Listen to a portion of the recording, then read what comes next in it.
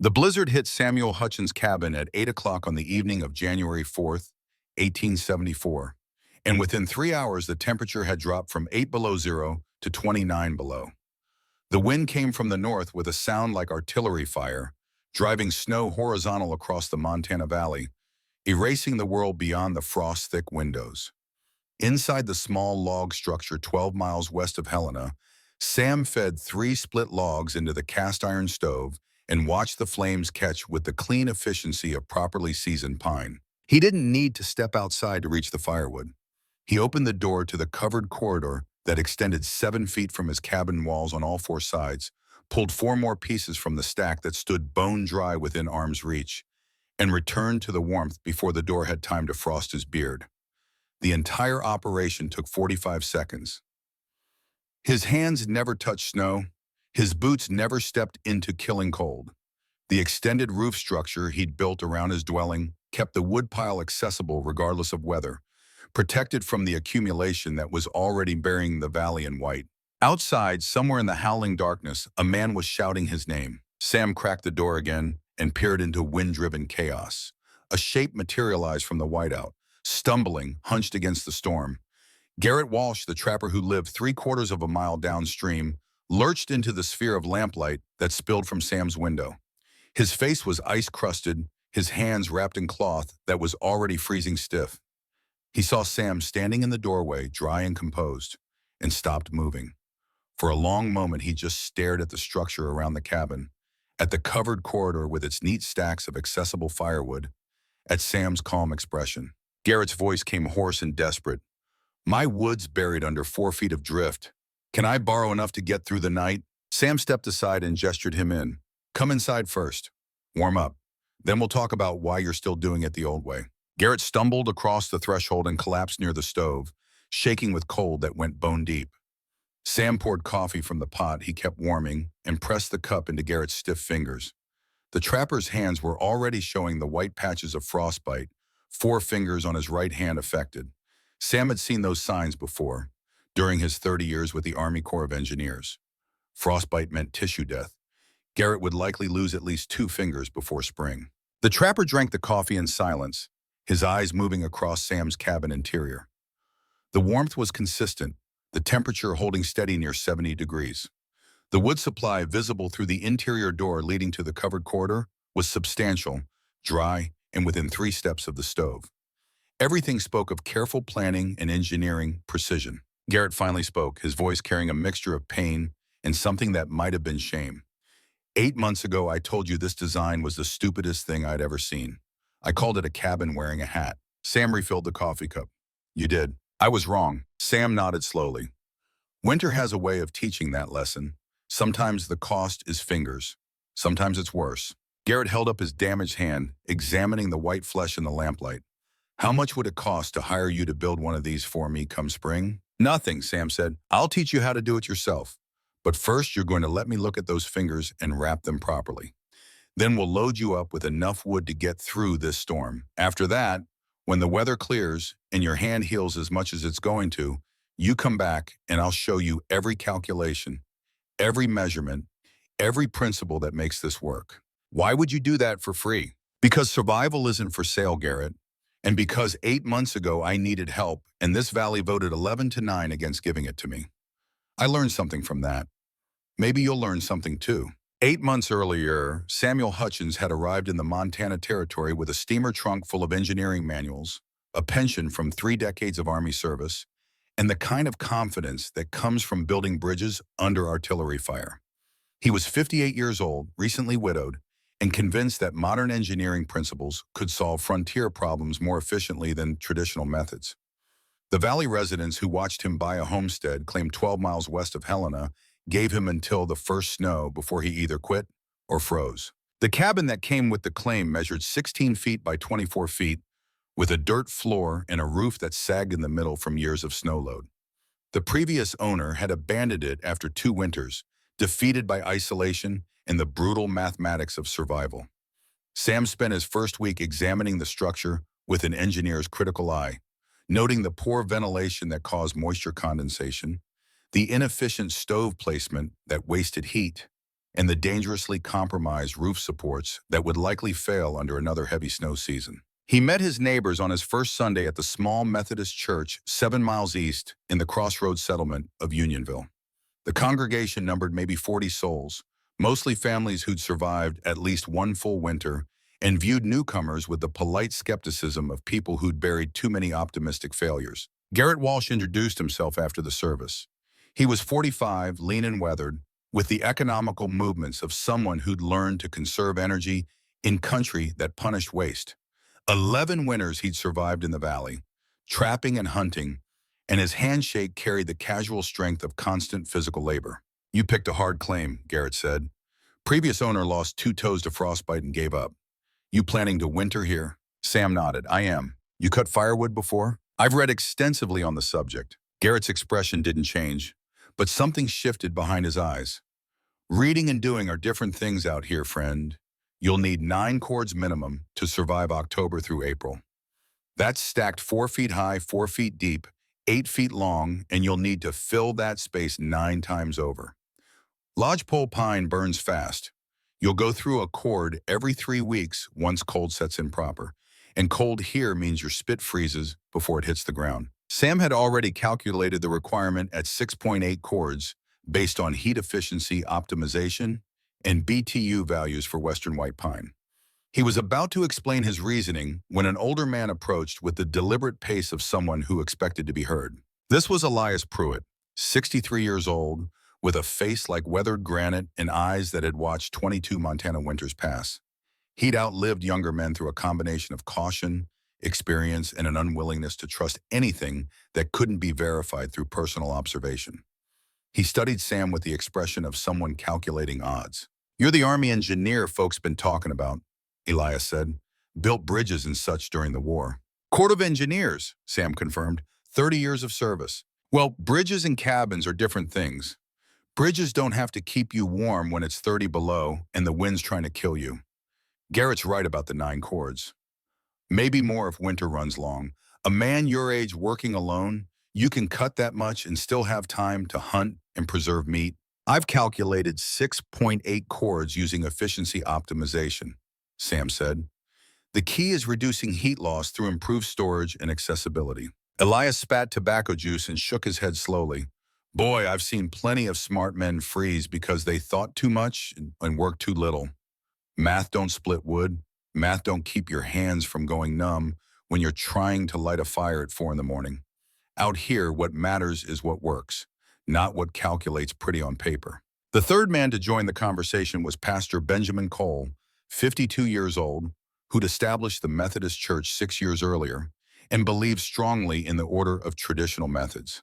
He'd watched settlements fail when people ignored proven wisdom, and he carried that conviction in his voice. "Brother Hutchins," he said with the patient tone of someone offering guidance to a child, "the frontier has its own rules. They're written in the graves of people who thought they knew better. If experienced men like Elias and Garrett are telling you 9 cords, that's 9 cords earned through surviving when others didn't. Pride in your education is natural, but humility in the face of their experience would serve you better." Sam felt the old military discipline kick in, the trained response to authority that had kept him alive through the war. But he'd also spent 30 years as an engineer, solving problems through observation and calculation, and the mathematics of heat efficiency were clear in his mind. He thanked them for their advice and spent the next 2 weeks proving his cabin and studying the local pine species. That's when he discovered his first major miscalculation. The valley didn't have western white pine as he'd assumed.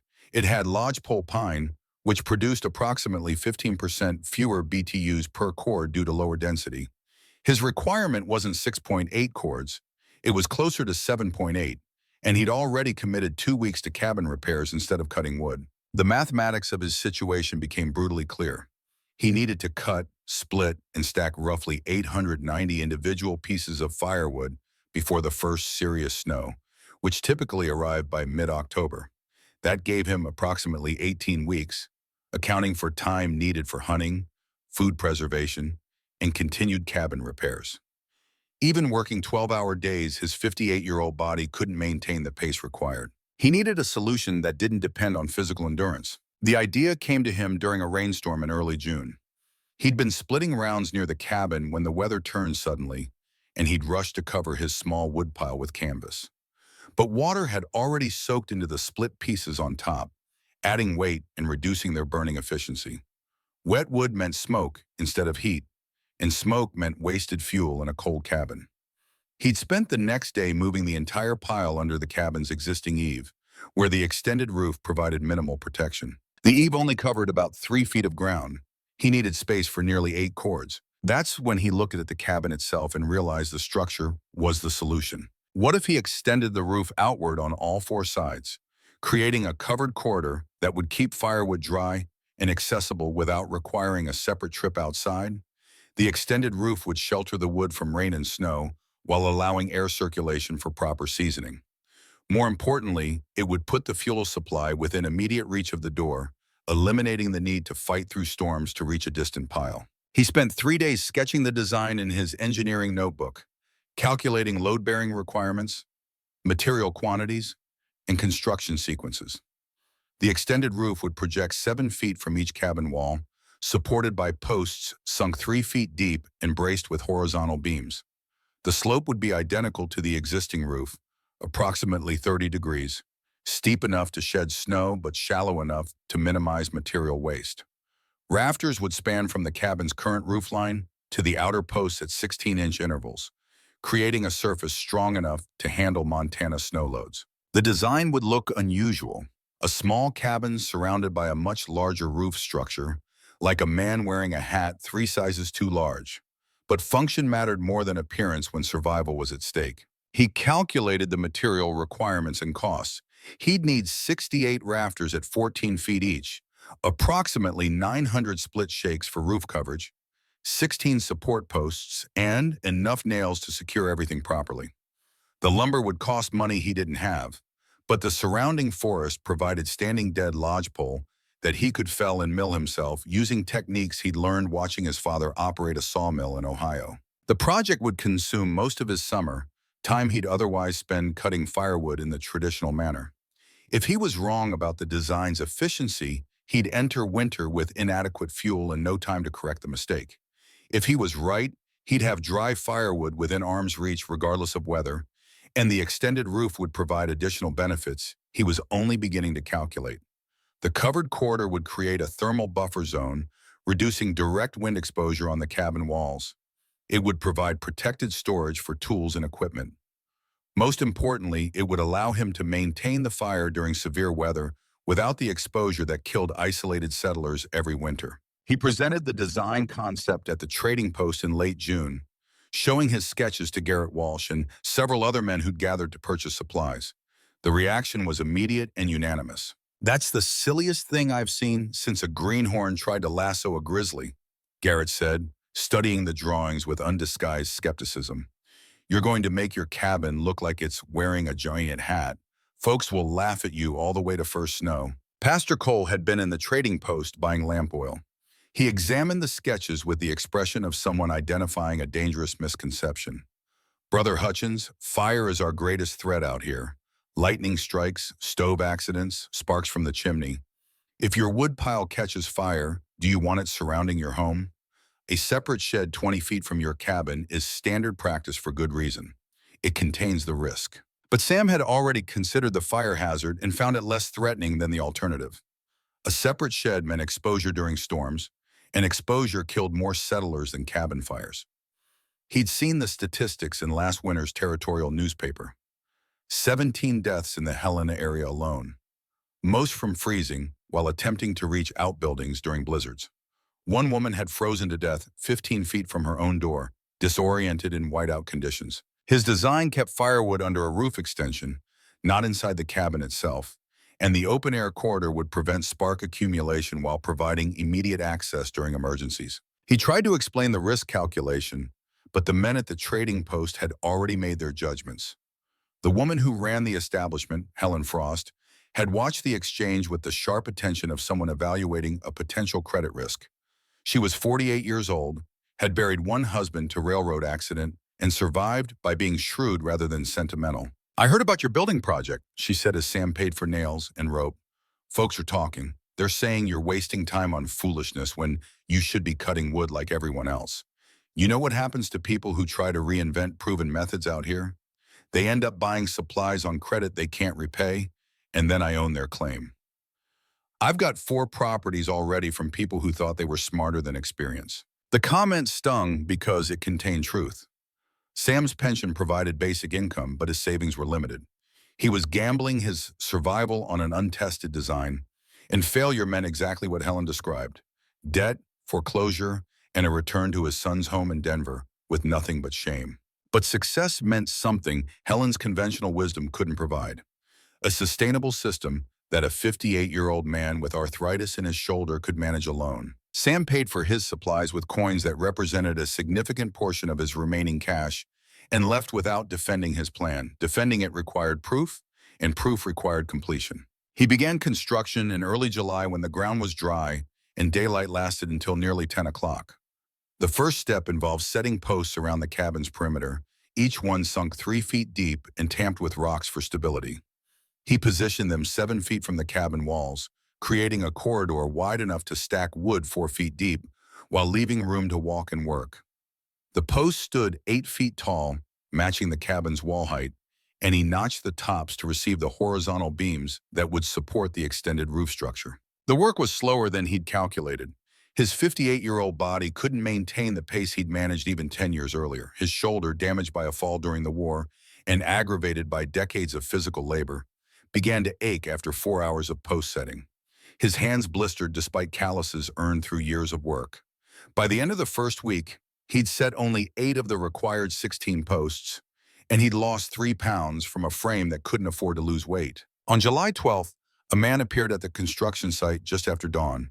He was young, maybe 26, Chinese, dressed in worn railroad workers' clothing that hung loose on a thin frame. He stood at the edge of the clearing and waited with the patient stillness of someone accustomed to being ignored. Sam straightened from the post hole he'd been digging and studied the visitor. The man's hands showed the heavy calluses of manual labor, and his eyes carried the cautious wariness of someone who'd learned not to expect welcome. "Can I help you?" Sam asked. The young man's English came clear, but accented. "I am Michael Chen. I worked railroad construction until the line finished. I heard you might need help building something." "Where did you hear that?" "Trading post. Mrs. Frost said you were doing something unusual. She said you work alone because you don't trust local people." "That's not why I work alone," Sam said. "I work alone because I can't afford to hire help." Michael nodded slowly. "I work for food and place to sleep. No money needed. I am very hungry, and winter comes for everyone." Sam understood immediately.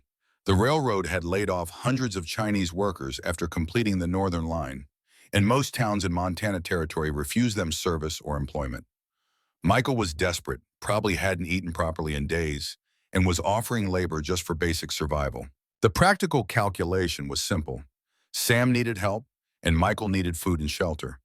But Sam also understood what hiring a Chinese worker would mean in this valley. Pastor Cole had already made his opinions about racial mixing clear during a sermon the previous Sunday. Most of the congregation had nodded in agreement. Sam made his decision in less than 10 seconds. "Can you dig post holes?" "Yes, sir." "Can you work a saw and a hammer?" "Yes, sir." "Then you're hired. Food and shelter for as long as this project takes. There's salt pork and beans in the cabin. Eat as much as you need. We start work in an hour." Michael's expression didn't change, but something relaxed in his posture. He bowed slightly, more out of habit than any requirement, and walked toward the cabin. Sam returned to his post hole digging, knowing he'd just made himself more of an outcast in a community that already considered him a fool. But the mathematics were clear, and mathematics didn't care about social conventions. He needed help. Michael could provide it. Everything else was irrelevant. Within 3 days, the difference was measurable. Michael worked with the efficient intensity of someone who understood opportunity might not come again. He could dig post holes faster than Sam, lift heavier loads, and work longer hours without complaint. By July 20th, all 16 posts were set and the horizontal beam framework was complete. The roof structure took all of August. Sam cut rafters from standing dead lodgepole pine, each one measuring 14 feet long and approximately 4 inches in diameter. The rafters extended from the cabin's existing roof line outward to the posts, creating a sloped surface that would shed rain and snow. He notched each rafter to fit snugly against the cabin logs and the outer beams, then secured them with nails. The spacing was critical. Too far apart and the shakes would sag under snow weight. Too close and he'd waste materials. He settled on 16-inch intervals, which required 68 individual rafters for the entire perimeter. Cutting, fitting, and securing each one took approximately 3 hours with Michael's help, which meant they were working from dawn until well after dark most days. By the end of August, the roof framework was complete, and they began installing split shakes. The work required precision and patience, each shake overlapping the one below to create a waterproof surface. Sam's hands cramped from the repetitive motion of nailing, and his shoulder sent shooting pain down his arm every time he raised the hammer above his head. On August 28th, Michael found Sam sitting on the ground, unable to stand, his left arm hanging useless from a shoulder that had finally given out. The young man helped him to the cabin and examined the joint with surprising gentleness. "This is old injury," Michael said. "You hurt this before, many years." "During the war," Sam admitted. "Fell off a damaged bridge we were repairing. Dislocated the shoulder. It's never been right since." Michael disappeared into the cabin and returned with a cloth soaked in cold water from the creek. He wrapped Sam's shoulder and then began massaging the surrounding muscles with techniques Sam didn't recognize, but which brought immediate relief from the worst of the pain. "In China, my grandfather was healer," Michael explained. "He taught me some things. You cannot work for 3 days. The shoulder must rest or it will damage worse." "I can't afford 3 days," Sam said. "We need to finish the roof before snow." Michael met his eyes with quiet firmness. "If you damage shoulder beyond healing, you cannot work for 3 months. Then you die in winter. 3 days now or forever. You choose." Sam chose 3 days. Michael worked alone, making steady progress on the shake installation, while Sam sat in the cabin and tried to manage the frustration of forced inactivity. It was during those 3 days that he began to understand what Margaret had been trying to tell him during their last conversation before the cholera took her. He'd found her old letter in his trunk, written in the shaky hand of someone too weak to hold a pen steady. The words came back to him now with the clarity of memory. "Sam, you're the smartest man I know and the dumbest. Smarts mean nothing if you don't listen. Promise me when I'm gone, you'll let people in. You don't have to do everything alone." He'd made that promise, and then he'd spent 2 years trying to do exactly what she'd asked him not to do. He'd come to Montana Territory convinced that engineering knowledge and personal discipline were sufficient for survival. He'd been wrong. Michael had taught him Chinese wood-drying techniques that improved his design. Michael's grandfather's healing methods had saved his shoulder. Intelligence without willingness to learn from others was just elaborate stupidity. On September 1st, Sam's shoulder had recovered enough for light work. He and Michael completed the shake installation by September 8th, and the extended roof structure was finished. It looked exactly as strange as Garrett Walsh had predicted, a small cabin wearing a dramatically oversized hat, but it was also waterproof, structurally sound, and ready to prove whether Sam's calculations about efficiency and accessibility were correct. Now came the real test. He needed to cut and stack 7.8 cords of firewood before serious snow arrived, and it was already September. At best, he had 6 weeks. Michael stayed through mid-September, helping cut and split wood until he received word of a job with better pay on a railroad repair crew near Butte. Sam paid him with the last of his savings and watched the young man walk down the trail toward Unionville with a mixture of gratitude and renewed loneliness. Garrett Walsh stopped by on September 16th with a haunch of venison and the concerned expression of someone checking on a stubborn relative. He studied the completed structure with the same skepticism he'd shown the sketches back in June. "That's an ambitious project," he said. "You planning to have it loaded with wood before winter?" "I've already got 2 cords stacked," Sam said. "I'll have 8 by October 15th. Garrett walked around the structure, examining the posts and rafters with the critical eye of someone evaluating construction quality. 2 cords is a long way from 8, Sam, and it's September 16th. First snow usually hits by October 20th.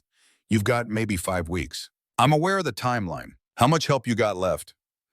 "I heard the Chinaman moved on." "I don't need help," Sam said, and heard the echo of his own pride in the words. Margaret would have called him on it immediately. Garrett looked at him for a long moment. "I've survived 11 winters in this valley, Sam. I've seen good men die because they were too proud to ask for help and too stubborn to accept it when offered. Your design might work, or it might not, but you won't know either way if you freeze before it's loaded. He left the venison and rode away without waiting for thanks. Sam added the meat to his dwindling supplies and returned to woodcutting with the desperate focus of someone racing an unforgiving deadline. By September 30th, he'd managed to stack 3.5 cords, all of it under the covered structure where it was already drying faster than he'd dared calculate. The elevated stacking and constant airflow were pulling moisture out at a remarkable rate, and pieces he'd cut 3 weeks earlier were burning clean with minimal smoke when he tested them. The efficiency gain was real and measurable, which meant his calculations were holding up under practical testing.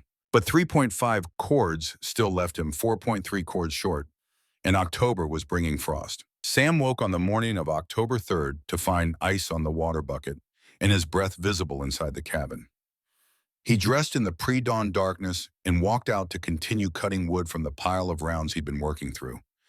His body ached with the accumulated fatigue of weeks of physical labor that would have been difficult at 30 and was brutal at 58. He was splitting a particularly knotty round when his axe glanced off a hidden knot and buried itself 4 inches deep in his left calf. The pain was immediate and overwhelming. Sam dropped to the ground, seeing blood soak through his pant leg in quantities that meant arterial damage.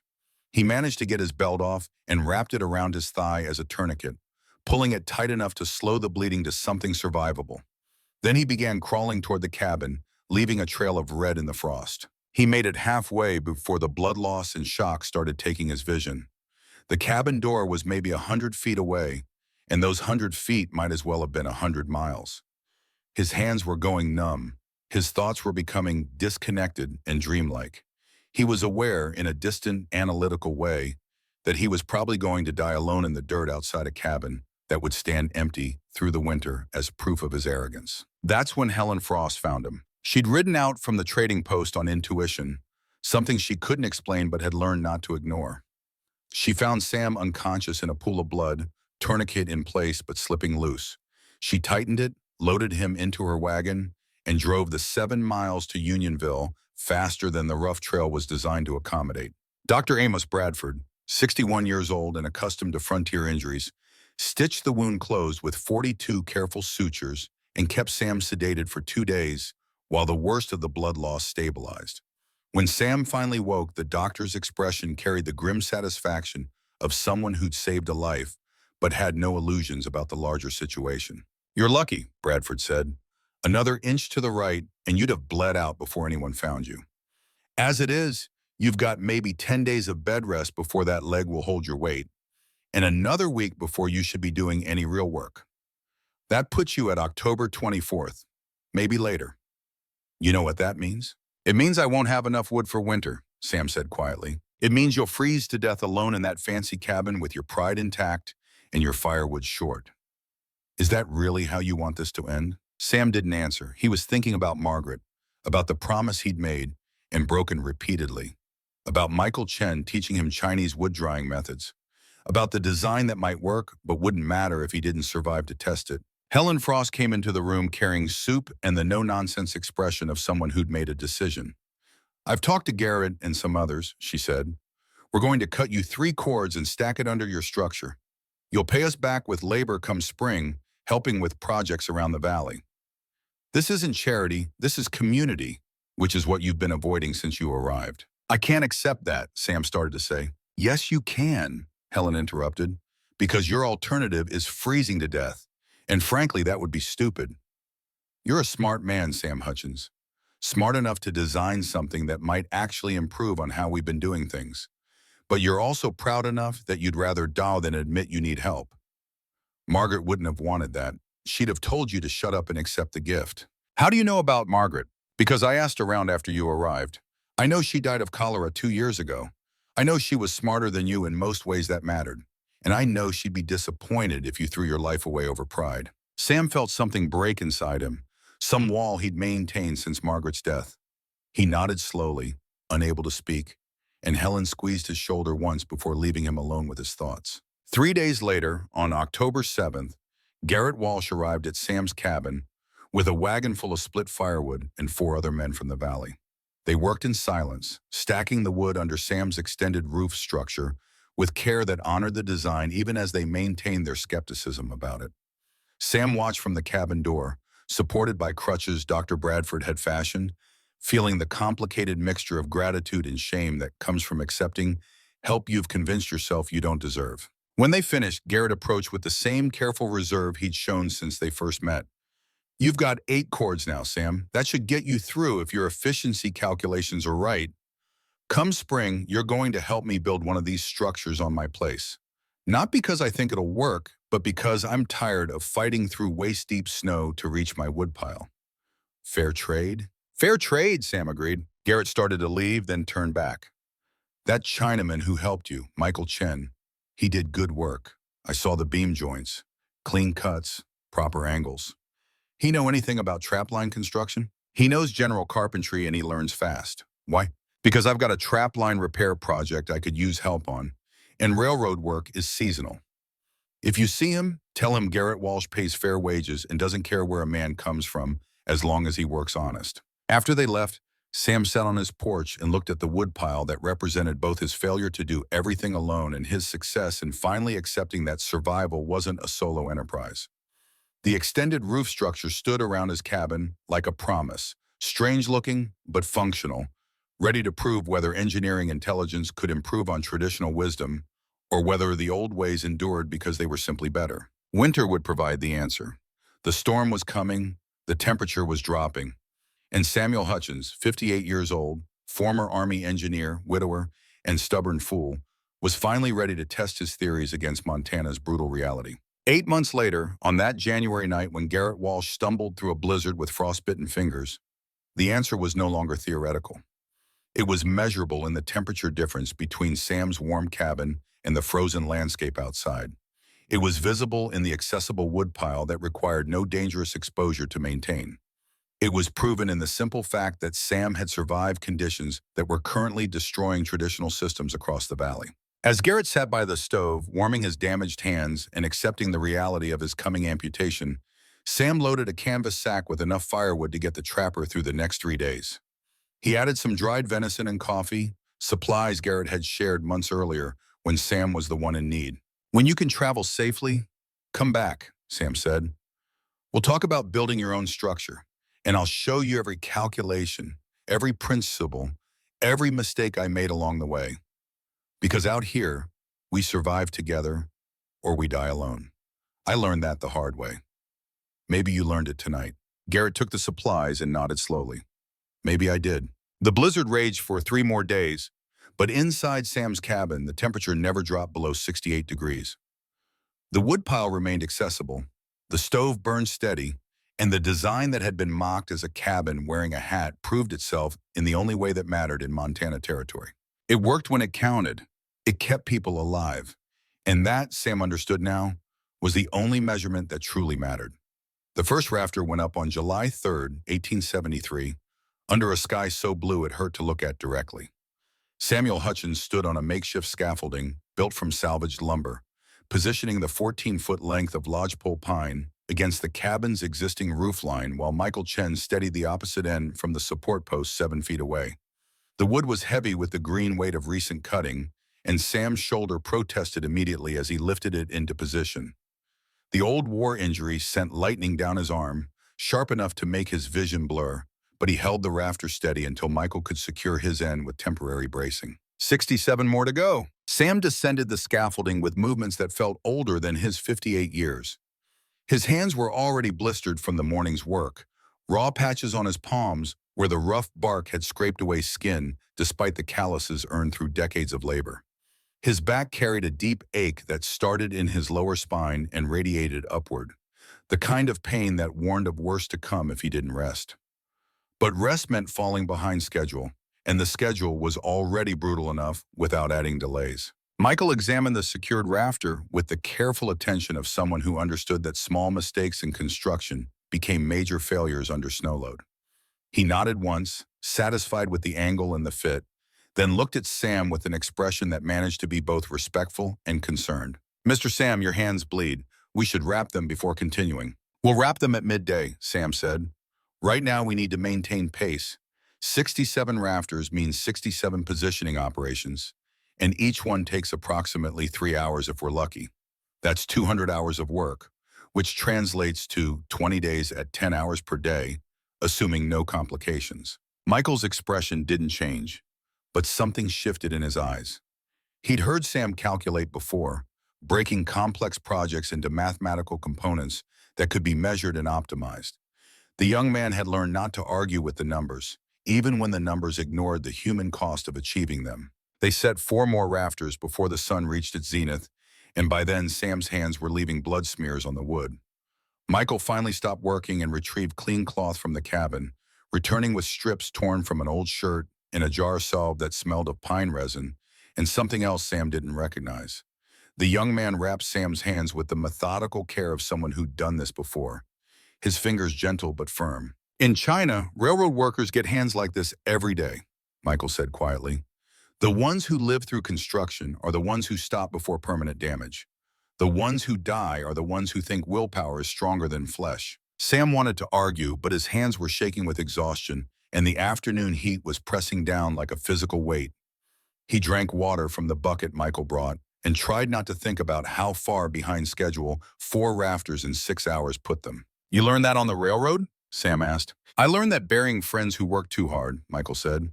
"Smart men who calculated everything except how much body can endure." The words hit harder than Sam wanted to admit. He was calculating timber loads and roof pitch angles, but he hadn't recalculated the most important variable, his own physical capacity at 58 versus what he'd been capable of at 40 or 30.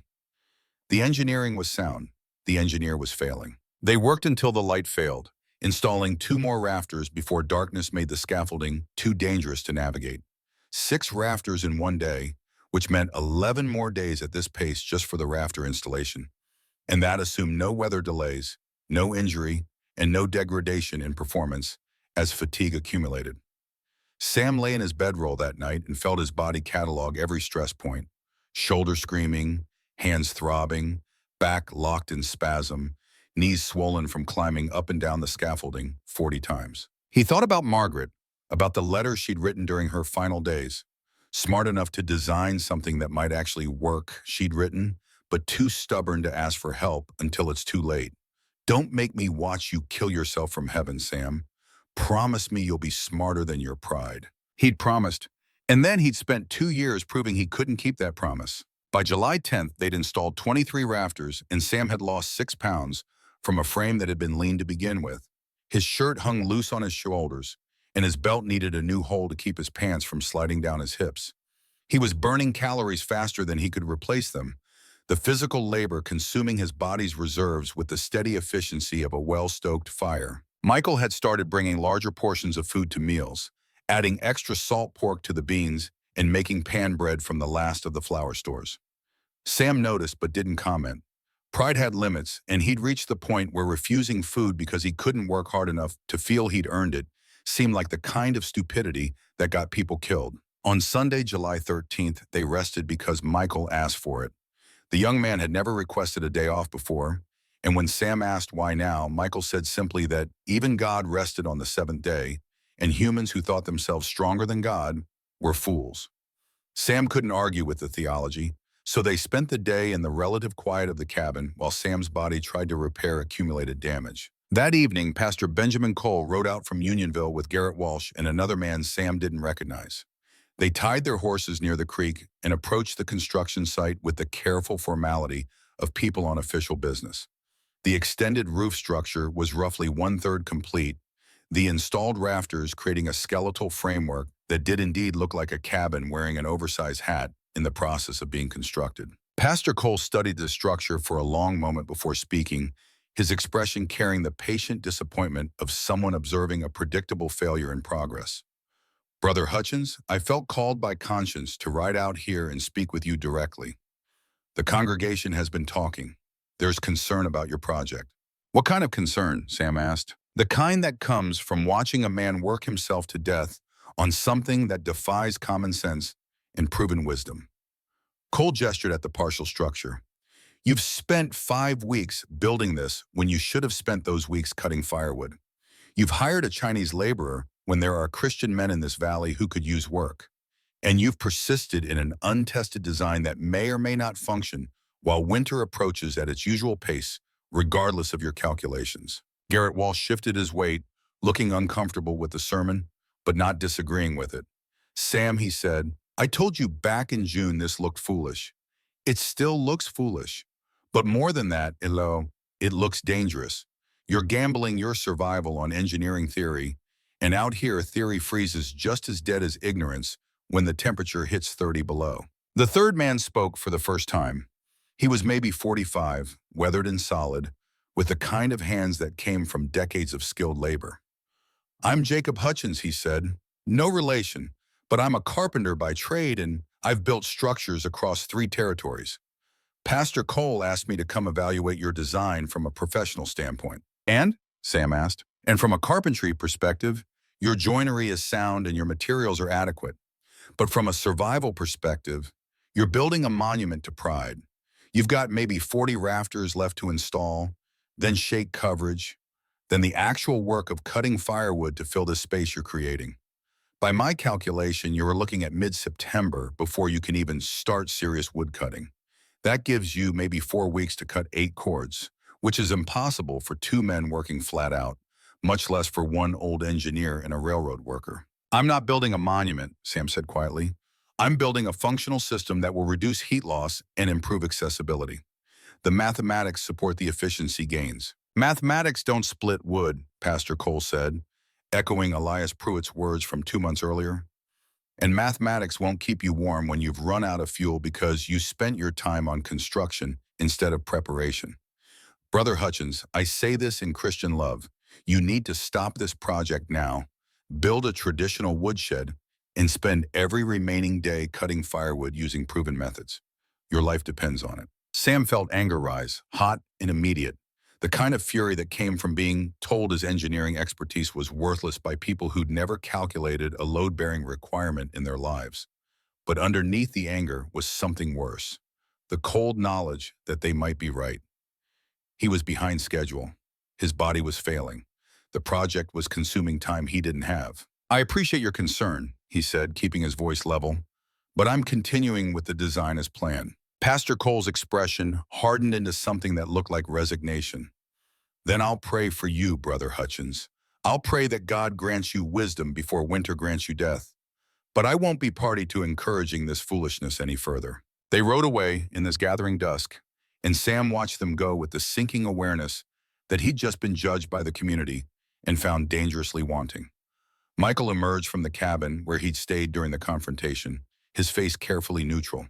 They think you will die, Michael said. They think I'm a fool, maybe foolish and dead or same thing in Montana. Maybe, Sam admitted, but I've committed to this path. Stopping now means wasting 5 weeks of work and materials I can't afford to replace. The only way forward is through. Michael nodded slowly. In China, we have a saying, the man who rides tiger cannot dismount safely. You are riding tiger now, Mr. Sam. Then I'd better hold on tight. The work continued through the remainder of July with the grinding persistence of a campaign that couldn't be won through inspiration, but only through relentless daily effort. They installed 4 rafters on good days, 3 on bad days, 2 on the days when Sam's shoulder gave out completely and Michael had to do most of the heavy lifting while Sam provided guidance from the ground. By July 31st, the rafter framework was complete, all 68 beams in place and secured, and they began the process of installing split shakes to create the waterproof roof surface. The shakes were lighter than the rafters but more numerous, requiring approximately 900 individual pieces to cover the extended roof area. Each shake needed to be positioned with precision, overlapping the one below it by exactly 3 inches to prevent water infiltration while maximizing coverage per piece. The work was repetitive, mind-numbing, and absolutely critical to the design's success. Sam's hands cramped from the constant hammerwork. The blisters that had formed in early July had hardened into calluses, but the calluses split and bled when he pushed too hard. His shoulder sent constant signals that ranged from dull ache to sharp agony, depending on the angle of his arm. He learned to work left-handed when the right shoulder became unusable, and the learning curve cost them hours of lost productivity as he struggled with coordination his body had never developed. On August 8th, Michael suggested a modification to their stacking technique. He'd been watching Sam arrange the cut firewood under the partially completed roof, noting the traditional approach of stacking pieces in tight horizontal rows that maximize density per square foot. Mr. Sam, in China we stack wood different for drying, Michael said. He demonstrated with a few pieces, creating a crosshatched pattern that left deliberate gaps between each layer. Airflow between pieces, moisture escape faster, wood season better. Sam's engineering mind immediately recognized the thermodynamic principle. Greater surface area exposure to air circulation meant faster evaporation of internal moisture. Faster drying meant better BTU output when burned. The Chinese method sacrificed density for efficiency, which aligned perfectly with Sam's overall design philosophy. How much faster does it season? Sam asked. Michael shrugged. My grandfather say 1 month Chinese stack equal 2 month normal stack. Maybe more in dry climate like Montana. Sam did the calculation in his head. If Michael's grandfather's estimate was accurate, wood cut in August using the Chinese stacking method would be ready to burn efficiently by September, whereas traditionally stacked wood cut in August might not season properly until October. That represented a significant efficiency gain that could partially offset his growing wood deficit. Show me the complete technique, Sam said. Michael spent the next hour demonstrating the lattice-based foundation and cross-stack pattern that his grandfather had taught him during childhood in rural China. The method required more vertical space but less horizontal space, which actually worked better under Sam's extended roof where height wasn't constrained, but floor area was. By the time Michael finished explaining, Sam had mentally redesigned his entire wood storage approach to incorporate the technique. This is good engineering, Sam said. Better than my original plan. Why didn't you suggest it sooner? Michael looked uncomfortable. You are engineer. Very smart man. I am only railroad worker.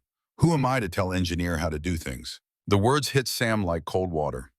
He'd been so focused on proving his design superior to traditional frontier methods that he'd created an environment where Michael felt unable to offer improvements. The exact same pride that had driven him to reject community help was now preventing his own hired worker from contributing expertise that could save Sam's life. Michael, listen to me, Sam said. I'm an engineer, which means I solve problems using mathematics and physics. But you've got knowledge I don't have. Your grandfather's stacking method is better than mine because it's been tested through generations of practical use. From now on, if you see something I'm doing that could be improved, you tell me immediately. That's not questioning my intelligence. That's making the project better. Understood? Michael's expression shifted, something relaxing in his shoulders. Understood, Mr. Sam. They spent the next 3 days restacking the wood Sam had already accumulated, converting it from traditional rows to the Chinese cross-stack method. The work felt like going backward, undoing progress to implement a better system, but the results were immediately visible. Wood that had been showing minimal drying began to lighten noticeably as trapped moisture evaporated through the increased air exposure. By August 15th, the shake installation was 70% complete, and Sam had accumulated 2.5 cords of firewood using the improved stacking technique. The progress was measurable, but the deficit was growing. He needed 7.8 cords total, which meant he was 5.3 cords short with approximately 6 weeks until typical first snow. At his current cutting pace of roughly 0.3 cords per week, he'd have maybe 4.3 cords by mid-October. The mathematics were brutal and unforgiving. That's when Sam discovered his second major miscalculation, and this one was entirely his fault. He'd been reviewing his original BTU calculations, double-checking the numbers against actual burn tests he'd been conducting with seasoned wood from the previous winter's supply. The tests showed lower heat output than his calculations predicted, approximately 15% less energy per piece than he'd estimated. At first, he attributed the discrepancy to measurement error or variation in individual pieces, but when the pattern held across 20 separate tests, he knew something was fundamentally wrong with his baseline data. He spent an entire evening going through his engineering notebooks, tracing back through the calculation chain to find the error. And there it was, in the initial timber species identification he had made back in May. He'd assumed the valley's pine was western white pine based on bark characteristics and needle arrangement, and he'd used BTU values for that species in all of his subsequent calculations. But western white pine produced approximately 21 million BTUs per cord at optimal moisture content. The valley actually had lodgepole pine, which produced approximately 18 million BTUs per cord, a 15% difference. the exact shortfall he was measuring in burn tests. Sam sat at his small table with his head in his hands, feeling the weight of professional failure settle over him like a physical thing. He'd spent 30 years as an Army engineer, building bridges and fortifications and supply lines, and he'd never made an error this fundamental.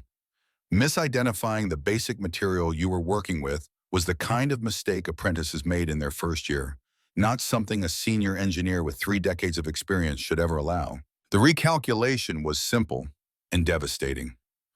If lodgepole pine produced 15% less heat per cord, he needed 15% more volume to achieve the same total BTU output. His requirement wasn't 7.8 cords, it was 9 cords.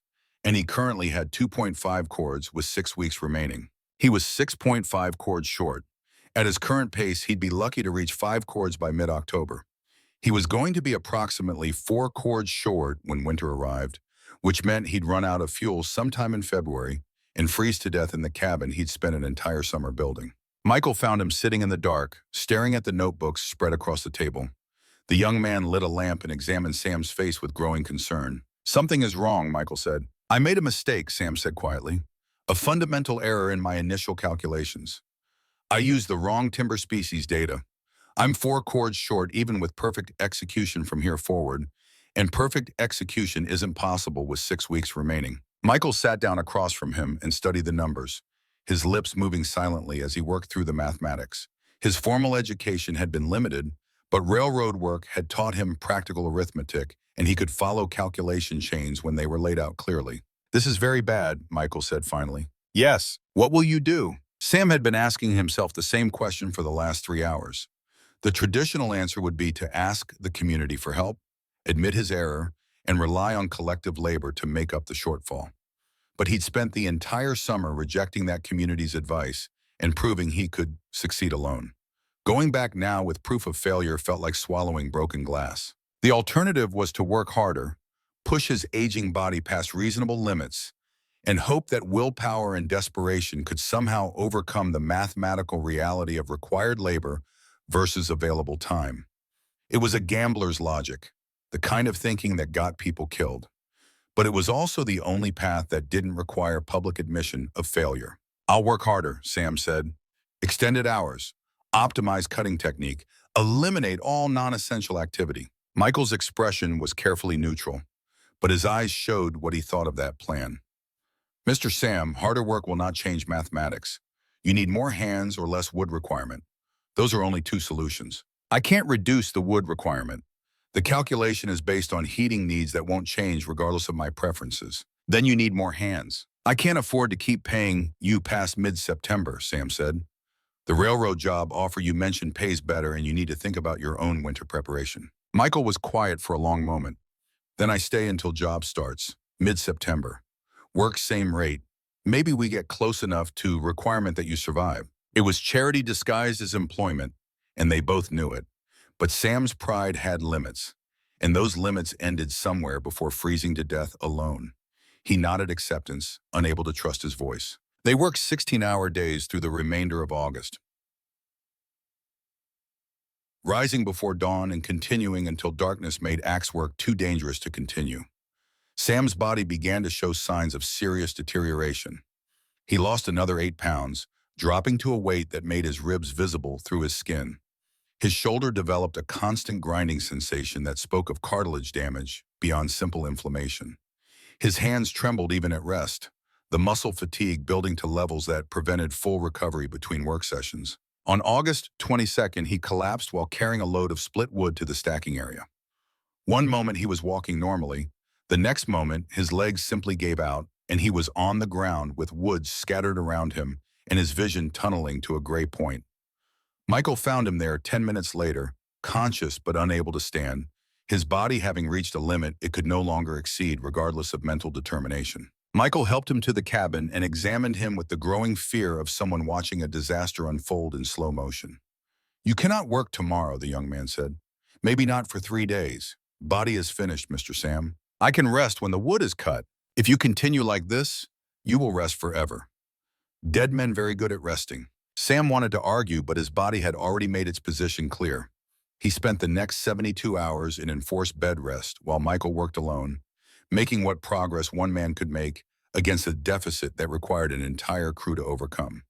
It was during those 3 days that Helen Frost made her first visit to the homestead. She arrived in mid-morning on August 25th, driving a wagon loaded with supplies from the trading post.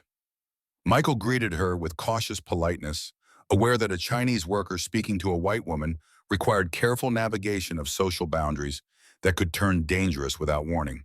But Helen had no patience for racial nonsense, and she dismissed his caution with a wave of her hand. "Where's Sam Hutchins?" she asked. "In cabin. He is injured.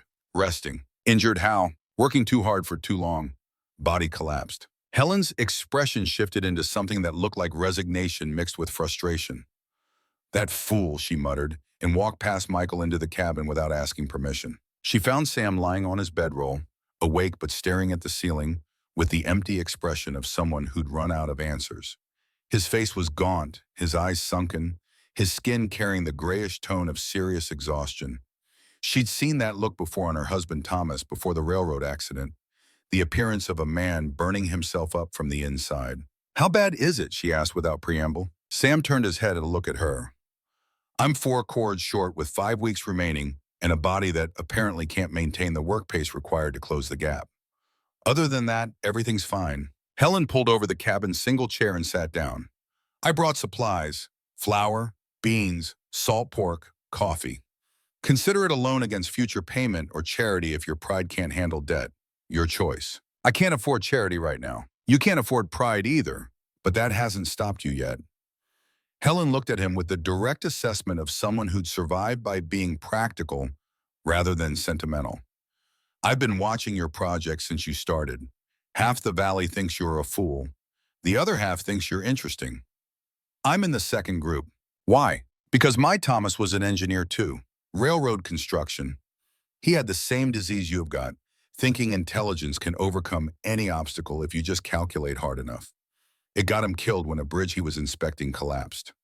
He'd calculated the load-bearing capacity correctly, but he hadn't calculated that the foreman would overload it anyway because schedules mattered more than safety. I'm sorry for your loss. I'm not telling you for sympathy. I'm telling you because smart men die stupidly all the time, usually because they can't admit when they need help. Thomas died alone on that bridge. You're going to die alone in this cabin unless you make a different choice than he did." "What choice is that?" "The choice to let people help you, even when it wounds your pride." Helen stood and walked to the door, then turned back. "I've talked to some folks. Garrett Walsh, Jacob the carpenter, a few others. We're willing to cut you the wood you need to survive. You'll pay us back with labor come spring, helping with valley projects. It's not charity, it's community credit, same as any other debt." Sam felt something crack inside him, the same sensation he'd experienced when Dr. Bradford had told him about the blood loss from his leg injury. This was the second time in 3 months that community intervention had saved his life, and the pattern was impossible to ignore. He'd come to Montana Territory convinced he could succeed alone through superior engineering knowledge. The reality was proving that intelligence without community support was just elaborate suicide. "Why would you help me?" Sam asked. "I've rejected every piece of advice anyone's offered since I arrived. I hired a Chinese laborer when Pastor Cole made it clear that offended community values. I've been arrogant and dismissive and proven mostly wrong about my own capabilities." Helen smiled slightly. "All true, but you also designed something genuinely interesting, and I want to see if it works. Call it curiosity, call it investing in potential, call it whatever lets you accept the help." "I'll accept it," Sam said quietly, "and thank you." Helen nodded once and left. Sam lay in his bedroll and tried to process what had just happened. He'd spent his entire adult life believing that competence meant independence, that needing help was a form of weakness, that real men solved their own problems through knowledge and determination. Margaret had tried to teach him differently. Michael had demonstrated it through his grandfather's stacking technique. And now Helen Frost was offering community support explicitly because she recognized his design might actually work. Maybe competence wasn't about doing everything alone. Maybe it was about recognizing when collaboration made the work better. Michael returned to the cabin at dusk, exhausted from a day of solo labor. He'd managed to cut and split perhaps a third of a cord, good progress for one man, but a fraction of what they needed. He found Sam sitting up, eating bread and beans from Helen's supplies, looking more alert than he had in days. "Mrs. Frost bring food?" Michael asked. "She brought more than that. She brought the valley's help. We'll have enough wood to survive." Michael's expression shifted into something that might have been relief. "This is good, Mr. Sam. Very good. It means you can take that railroad job mid-September without worrying about leaving me short. And it means I finally learned what Margaret tried to teach me before she died." "What is that?" "That being smart enough to accept help is harder than being smart enough to work alone, and infinitely more important." They finished the shake installation on August 28th, completing the extended roof structure exactly 12 weeks after Sam had begun setting the first support posts. The design was finished, waterproof and functional, ready to prove whether engineering could improve on tradition or whether the old ways endured because they were simply better. The structure looked as strange as Garrett Walsh had predicted, a cabin wearing a dramatically oversized hat, but the covered corridor it created was already demonstrating measurable advantages. The wood stacked under the extended roof was drying at remarkable speed, the combination of elevation and air circulation pulling moisture out faster than Sam had dared calculate. Tests showed seasoning times reduced by approximately 40% compared to traditional ground stacking methods.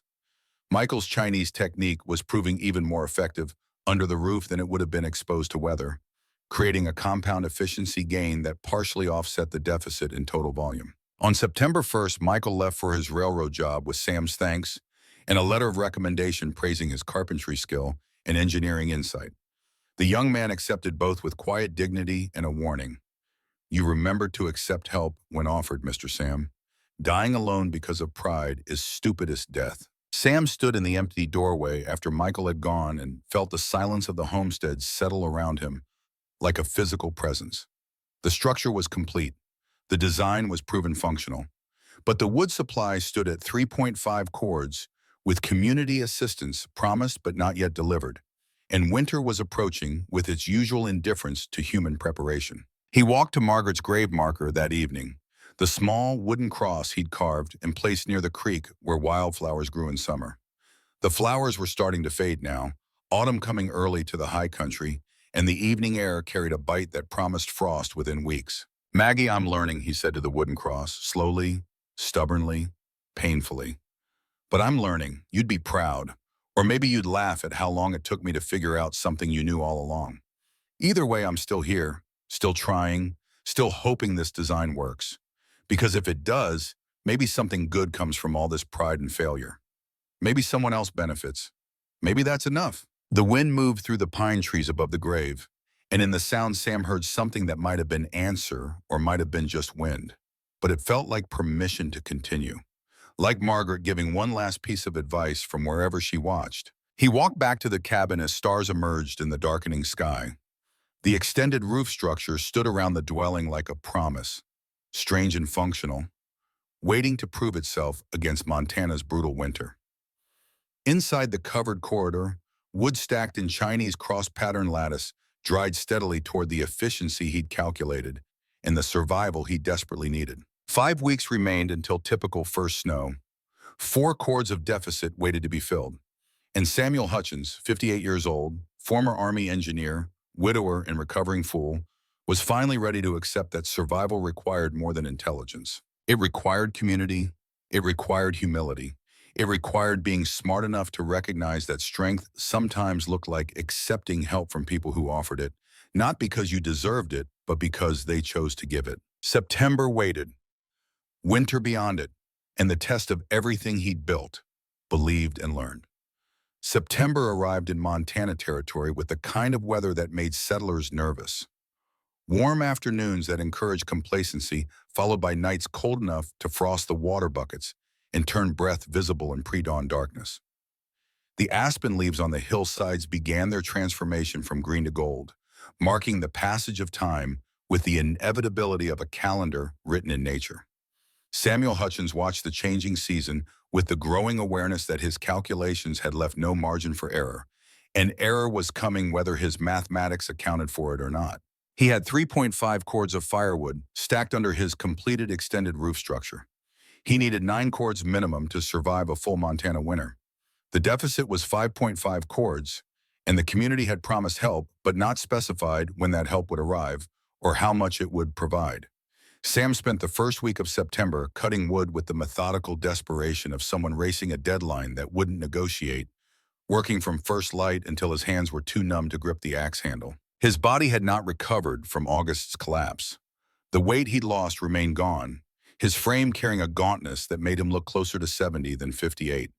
His shoulders sent constant signals ranging from dull ache to sharp pain that took his breath away when he lifted the splitting maul above his head. His hands trembled at rest, the cumulative muscle fatigue building to levels that prevented full recovery regardless of how many hours he slept. But he worked anyway, because the alternative was waiting for help that might or might not come in time, and waiting felt like surrender. By September 10th, he'd added another half cord to his supply, bringing the total to 4 cords. The progress was measurable, but the mathematics remained brutal. 5 cords short with approximately 5 weeks until typical first snow meant cutting 1 cord per week, which required splitting and stacking roughly 120 pieces of firewood every 7 days. Sam's current pace was maybe 80 pieces per week, working alone, pushing his body past reasonable limits. The deficit was growing, not shrinking. That afternoon, Dr. Amos Bradford rode into the clearing on a bay mare that looked as tired as its rider. The doctor was 61 years old, weathered by 3 decades of frontier medicine, and he carried himself with the economical movements of someone who'd learned to conserve energy for emergencies. He tied his horse near the creek and approached the woodpile where Sam was splitting rounds with the focused intensity of exhaustion. Bradford watched him work for perhaps 5 minutes before speaking, his trained eye noting the tremor in Sam's hands, the way his shoulder hitched when he lifted the maul, the grayish tone of skin that spoke of a body consuming itself from the inside. When Sam finally paused to wipe sweat despite the cool afternoon air, Bradford spoke with the direct manner that served him better than bedside gentleness. "How much weight have you lost since July?" Sam straightened slowly, feeling his back muscles protest the movement. "Maybe 14 pounds, 15. You're working yourself to death, Sam. I've seen it before. Men who push past what their bodies can sustain, convinced that willpower can overcome physical limits. It never works. The body always wins that argument. I need 5 more cords before snow, and you'll need a functioning heart to survive using those 5 cords once you've cut them." Bradford stepped closer, examining Sam's face with clinical assessment. "You've got symptoms of serious overwork. Tremors, weight loss, muscle wastage, probably elevated resting heart rate and blood pressure. You're setting yourself up for cardiac failure or stroke. And out here, either one means you die alone before anyone finds you. What choice do I have? The wood won't cut itself. The choice is between working yourself to death or accepting help from people who've offered it. Helen Frost told me she'd spoken with you about community assistance. Where is it?" Sam gestured at the 4 cords stacked under the extended roof. "I'm waiting for them to deliver what they promised." Bradford was quiet for a long moment, his expression shifting into something that looked like uncomfortable knowledge. "Sam, I need to tell you something you're not going to want to hear. There was a community meeting 5 days ago at Pastor Cole's church. They took a vote about helping you. And it was 11-9 against providing assistance unless you specifically ask for it. The reasoning was that you're a grown man who's made his choices clear, and respecting your autonomy means respecting your right to fail." Helen Frost argued for helping anyway, but she was outvoted. The information hit Sam like physical impact. The community had debated his survival as a matter of policy and decided by majority vote to let him struggle alone unless he humbled himself enough to beg. It was democracy applied to life and death, and he'd lost the election. "Who voted against helping?" Sam asked. "Does it matter? It matters to me." Bradford sighed. "Elias Pruitt led the opposition. His argument was that you've rejected every piece of advice offered since you arrived, and bailing you out now would just encourage more foolishness. Garrett Walsh voted against helping. So did Pastor Cole, Jacob the carpenter, and 7 others whose names I won't repeat. The 9 who voted for helping included Helen, myself, and a few others who thought common humanity overrode your pride." Sam sat down on the chopping block, feeling something fundamental shift in his understanding of frontier community.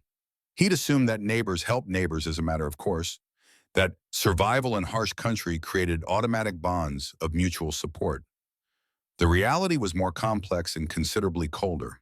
The community would help, but only on their terms, and those terms required him to acknowledge his failure publicly. "What happens if I ask for help now?" Sam said. "Then they'll provide it." The vote wasn't about refusing help. It was about not forcing help on someone who's made it clear he doesn't want their advice or assistance. If you go to Elias or Garrett and ask directly, they'll cut you the wood you need, but you have to ask. "And if I don't, then you'll probably freeze to death sometime in February, and they'll bury you come spring with clear consciences because they gave you a choice and you chose pride." Bradford left shortly after, his medical visit complete and his message delivered. Sam sat alone in the clearing as afternoon shadows lengthened and tried to process the political reality of his situation. He could swallow his pride, ask for help, and survive the winter with community assistance that would come with judgment and the permanent label of failure. Or he could continue alone, prove the design worked through his own effort, and possibly die in the attempt. The engineering part of his mind knew which choice made rational sense. The part that had spent 30 years as an Army officer, earning rank and respect through competence and independence, struggled with the idea of public admission that he couldn't accomplish what he'd claimed. He thought about Margaret, about the letter she'd written during her final lucid days. The part where she'd said, "Promise me you'll be smart enough to ask for help when you need it, even if asking wounds your pride, especially then. Because ego heals, but death doesn't." He'd promised. But apparently keeping promises to the dead was harder than making them. Sam spent the next 2 weeks cutting wood with renewed intensity, working through pain that would have stopped him a month earlier. He added another cord to his supply by September 24th, bringing his total to 5 cords. Still 4 cords short, but the progress felt like defiance against the community vote that had judged him expendable. His hands developed new blisters over the old calluses, splitting and bleeding until the axe handle was permanently stained dark. His shoulder ground bone against bone, with sounds he could feel more than hear, the cartilage damage progressing to levels that would require surgery he couldn't afford. On the morning of September 28th, first snow fell. Not the deep accumulation that would define winter, but 3 inches of heavy wet flakes that melted by noon yet served as unmistakable warning. The season was shifting, and time was running out with the mechanical precision of a clock that couldn't be negotiated with. Sam woke on October 3rd to air cold enough that ice had formed on the inside of his cabin windows. He dressed in layers, ate a cold breakfast of leftover beans because starting a fire for cooking felt like wasted fuel, and walked out to the woodpile he'd been working through. The rounds were frozen solid, the moisture in the wood turned to ice that made splitting them significantly harder. Each strike of the maul sent jarring impact up his arms, and progress slowed to perhaps half his normal pace. He was working on a particularly knotty round of lodgepole pine, the kind with twisted grain that fought the splitting maul with stubborn resistance. The first strike glanced off. The second bite deeper, but didn't split the round. The third strike he put his full weight behind, pivoting from the hips the way he'd learned through months of practice, bringing the maul down with as much force as his damaged shoulder could generate. The blade hit a knot he hadn't seen, hidden beneath bark on the frozen wood. The maul deflected sideways with sudden violence, the trajectory shifting mid-swing as the blade followed the path of least resistance through twisted grain. Sam felt it happening, but couldn't stop the momentum. The blade came down and buried itself 4 inches deep in his left calf, cutting through wool trousers and flesh, with the efficiency of tool designed to split wood. The pain was immediate and overwhelming, a white-hot shock that traveled up his leg and exploded in his brain with the intensity of artillery impact. Sam dropped to the ground, watching blood soak through his pant leg in quantities that meant the blade had found something major. Artery or vein, possibly both, the kind of damage that killed people in minutes if left uncontrolled. His training kicked in past the pain, the battlefield medicine he'd learned during the war, when men bled out from wounds that could be survived with proper pressure and tourniquet application. He got his belt off with shaking hands, wrapped it around his thigh above the wound, and pulled it tight enough that the blood flow slowed to something survivable. Then he started crawling toward the cabin, leaving a trail of red across ground already frosted white. The cabin was maybe 200 feet away. Sam made it approximately 50 feet before blood loss and shock started taking his vision, turning the world gray at the edges and making his thoughts disconnected and dreamlike. He was aware in a distant, analytical way that he was probably going to die here, alone in the dirt outside a cabin that would stand empty through the winter as proof that intelligence without community support was just elaborate suicide. His last conscious thought was of Margaret, of her face the last time he'd seen her alive. Fever-bright eyes looking at him with love and exasperation in equal measure. "Smartest man I ever met, and the dumbest," she'd said. "Don't you dare die because you're too proud to live." Helen Frost found him 3 hours later. She'd woken that morning with a feeling she couldn't explain, a certainty that something was wrong out at Sam Hutchins' homestead. She'd learned decades ago not to ignore those intuitions, the ones that came from nowhere and demanded attention. She told her assistant at the trading post that she'd be gone for the day, saddled her horse, and ridden the 12 miles to Sam's claim at a pace faster than the rough trail normally allowed. She found him unconscious in a pool of blood that had frozen around the edges, tourniquet in place but slipping loose as his muscles relaxed. The wound in his calf was deep and ugly, the kind of injury that killed people in isolated homesteads where doctors were hours away even in good weather. She tightened the tourniquet, checked his breathing and pulse, and made the decision that she couldn't move him safely alone. She rode the 7 miles to Unionville at a gallop that risked her horse's legs, found Dr. Bradford at the church, and brought him back with emergency supplies and the grim expression of someone who'd seen too many men die from wounds that should have been survivable. Bradford worked on Sam's leg in the cabin, stitching the severed muscle and blood vessels back together with the careful precision of 3 decades of frontier surgery. 42 stitches to close the external wound, delicate internal repair work that would hold if Sam survived the next few days and fail catastrophically if infection set in. He kept Sam sedated with laudanum while the worst of the blood loss stabilized, and by the time Sam regained consciousness 2 days later, the immediate crisis had passed. Sam woke in his bedroll with his leg wrapped in clean bandages and pain that felt like fire spreading from calf to hip. Dr. Bradford sat in the cabin's single chair, reading a medical text by lamplight, and he looked up when Sam's breathing changed to indicate consciousness. "You're lucky," Bradford said without preamble. "Helen found you before you bled out. Another hour and you'd have died. As it is, you've got minimum 10 days of bed rest before that leg will hold your weight, and another week before you should be doing any real work. That puts you at October 24th at the earliest, probably later if healing goes slowly." Sam's voice came hoarse from dehydration and shock. "How much wood do I have stacked?" 5 cords. Same as when you cut yourself. Which means you're still 4 cords short with maybe 3 weeks until serious snow. You know what that means? What? It means I'm going to freeze. It means you're going to die alone in this cabin with your pride intact and your firewood short unless you make a different choice. Bradford closed his book and leaned forward. "Sam, listen to me carefully. The community vote was about respecting your autonomy. But Helen Frost doesn't give a damn about community votes when someone's life is at stake. She's organizing help whether you ask for it or not. You can accept it gracefully or you can fight it stubbornly, but either way it's coming. The only question is whether you learn something from this. What am I supposed to learn? That intelligence without humility gets people killed. That your design might be brilliant, but it doesn't matter if you're dead before you can prove it. That Margaret was right about you being smart and dumb in equal measure." The mention of Margaret's name hit harder than the pain in his leg. Sam closed his eyes and felt tears leak from the corners, the first time he'd cried since her funeral. He was 58 years old, lying in a cabin he had almost died, proving he could succeed alone. And the lesson he should have learned 2 years ago was finally getting through the armor of pride and professional competence. "I'll accept the help," Sam said quietly, "and I'll thank them for it." "Good, because they're already on their way. Helen sent word yesterday." Sam spent the next 10 days confined to his bedroll while his legs slowly healed and his body tried to recover from months of accumulated damage. He'd lost 17 pounds total since July, dropping to a weight that made his clothes hang loose and his face look hollow. The muscle wastage was severe enough that Dr. Bradford warned it would take months to rebuild, if it rebuilt at all at his age. On October 15th, the sound of wagon wheels and multiple voices woke Sam from afternoon sleep. He struggled to the cabin door using crutches Bradford had fashioned from pine branches and leather straps, and watched as Garrett Walsh arrived with a wagon full of split firewood and 4 other men from the valley.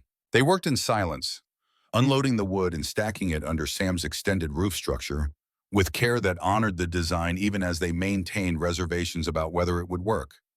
3 cords of properly split in seasoned lodgepole pine, enough to bring Sam's total supply to 8 cords. Still 1 cord short of minimum requirement, but close enough to survivable that death became unlikely rather than certain. When they finished, Garrett approached the cabin door where Sam stood supported by crutches, his bandaged leg unable to bear full weight.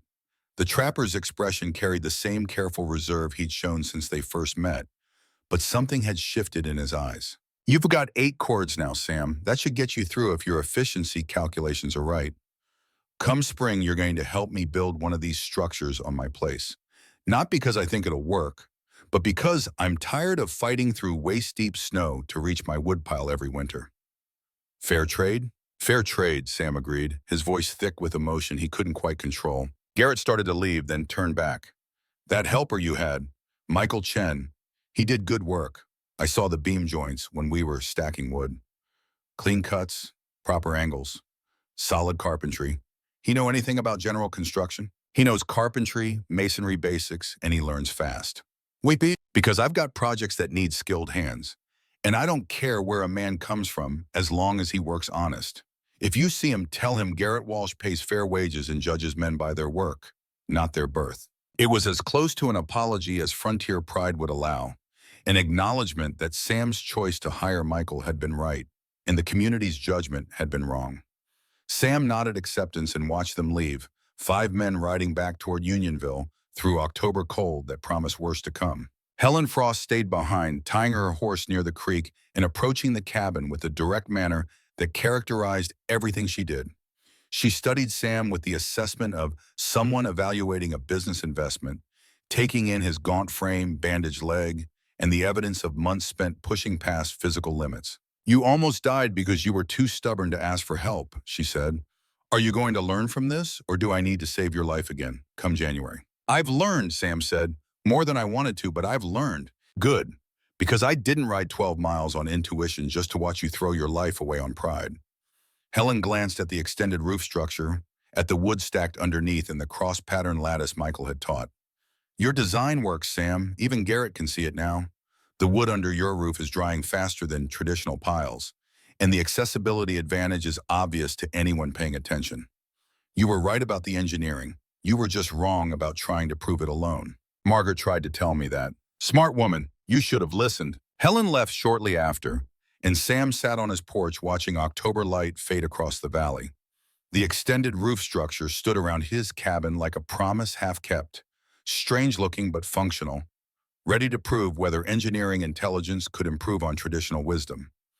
8 cords of firewood stacked underneath represented both his failure to do everything alone and his success in finally accepting that survival required community. The wound in his leg healed slowly over the next 2 weeks, the deep muscle damage requiring time that Sam didn't want to give, but had no choice about.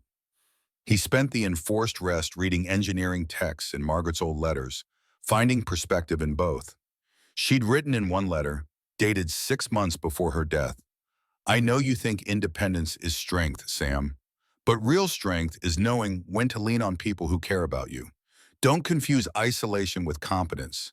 They're not the same thing." By November 1st, Sam could walk without crutches, though his left leg still carried pain that warned of permanent damage to come. The calf muscle had healed incorrectly, creating a slight limp that would mark him for the rest of his life as someone who'd learned an expensive lesson about pride and axe work. On November 7th, the first serious cold snap hit the valley. Temperature dropped to -15 overnight, the kind of sudden freeze that tested every cabin's preparation and exposed weaknesses in heating systems and wood supplies. Sam woke to find ice an inch thick on his water bucket and his breath visible inside the cabin, despite banking the fire carefully before bed. He dressed in layers and fed the stove with wood pulled from the covered corridor, 3 pieces of properly seasoned lodgepole that had been drying under the extended roof for 2 months. The wood caught immediately, burning clean with minimal smoke, producing heat that spread through the cabin with gratifying efficiency. Within 30 minutes, the interior temperature had risen to 68 degrees, comfortable enough to work without heavy coat. The accessibility advantage became obvious immediately. Sam could reload the stove every 2 hours without putting on boots or coat, without opening the main door to outside cold, without any exposure to the killing freeze that was currently gripping the valley. He simply opened the interior door to the covered corridor, walked 3 steps in wool socks, grabbed wood from the stack within arm's reach, and returned to cabin warmth. The entire operation took 45 seconds. Garrett Walsh arrived mid-morning, riding through cold that made his horse's breath plume white and frost accumulate on his beard. He tied up near the creek and approached the cabin with the slow movements of someone whose extremities were already going numb despite heavy clothing. Sam opened the main door and gestured him inside. Garrett stepped across the threshold and stopped, feeling the warmth that filled the space. "It's 70 degrees in here," Garrett said. "How?" Sam pointed at the stove, at the clean-burning wood producing consistent heat. Properly seasoned fuel burning at optimal efficiency. No moisture to waste, TUS making steam. No ground contact to introduce rot. The wood under my roof has been drying for 2 months with constant air circulation. It's performing exactly as I calculated." Garrett was quiet for a long moment, his face showing the expression of someone recalculating assumptions. "My woodpile is wet," he said finally. "Top layer soaked from rain last week, frozen now. Won't light properly. Smokes like hell and produces maybe half the heat it should. I'm burning twice as much to maintain temperature, which means I'll run short come February." "Build an extended roof structure come spring," Sam said. "I'll help you with the engineering. Free labor to repay what you gave me in October." "I might take you up on that." Garrett moved closer to the stove, warming his hands. "Sam, I voted against helping you back in September. Elias made the argument that respecting your choice meant respecting your right to fail, and it seemed logical at the time. But watching you nearly die from an axe wound made me realize we were wrong. Out here, community isn't about respecting autonomy. It's about keeping each other alive, even when pride gets in the way. You voted your conscience. I can't fault that. Maybe. But my conscience didn't account for Helen Frost's intuition finding you before you bled out. Sometimes being right about principles means being wrong about people." After Garrett left, Sam stood in his cabin doorway and looked at the woodpile that represented months of struggle and the community support that had ultimately saved him. 8 cords total, which his revised calculations suggested would be adequate if the extended roof efficiency gains held up through deep winter. He was 1 cord short of absolute safety, but 1 cord short was survivable where 4 cords short would have been death. The first significant snow came on November 22nd, 8 inches overnight that buried the valley in white and tested every homestead's preparation. Sam woke to the sound of wind driving snow against his cabin walls and the temperature inside holding steady at 65 degrees despite the storm outside. He fed the stove with wood from the covered corridor, noting that the snow had accumulated on the extended roof but hadn't penetrated to the stacked firewood underneath. The design was working exactly as intended. The roof slope shed snow as fast as it fell, preventing dangerous accumulation. The open-sided corridor prevented drifting while allowing air circulation. The elevated wood stacking kept every piece off the ground and accessible regardless of outside conditions. Sam spent the storm today reading and maintaining the fire, testing his legs healing by walking the perimeter of the cabin interior. The limp was permanent, he'd accepted that, but the muscle function was returning to levels that would allow normal work come spring. He'd survived the injury, survived the community judgment, survived his own pride. That evening, as the storm began to clear and stars emerged in gaps between clouds, Sam sat at his small table and began writing. Not engineering calculations this time, but a letter to his sons Robert and James in Denver. The letter detailed everything that had happened since his arrival in Montana Territory. The design concept and construction, the physical toll and community resistance, Michael Chen's Chinese stacking wisdom, the calculation error that had left him short, the axe wound that had nearly killed him, Helen Frost's intuition and Garrett Walsh's change of heart, all of it written with the honesty of someone who'd learned that admitting failure was harder than achieving success, but infinitely more important. He wrote, "I came here thinking engineering knowledge was sufficient for survival. I was wrong. Intelligence without community support is just elaborate suicide. Margaret tried to teach me that before she died, and I've spent 2 years refusing to learn. The extended roof design works, the efficiency gains are real and measurable, but none of it would matter if Helen hadn't found me bleeding out in October. Real strength isn't doing everything alone. Real strength is being smart enough to accept help when people offer it, especially when accepting wounds your pride." He sealed the letter and set it aside for the next trip to Unionville. Outside, November cold settled over the valley with the weight of promise. December waited beyond, January after that, when the real storms would come and the design would face its ultimate test. Sam added 3 more pieces of wood to the stove, noting how the properly seasoned lodgepole caught immediately and burned with the clean efficiency his calculations had predicted. The extended roof structure stood around his cabin like a guardian, strange-looking but functional, keeping his fuel supply dry and accessible through conditions that were currently burying traditional woodpiles under snow. 8 cords would be enough. The math supported it, and he'd learned to trust the math more than his own pride. Winter was coming with its brutal Montana intensity, but Samuel Hutchins was ready in ways that had nothing to do with firewood quantities and everything to do with understanding that survival required more than intelligence. It required humility. It required community. It required being smart enough to recognize that the best engineering solved human problems, not technical ones.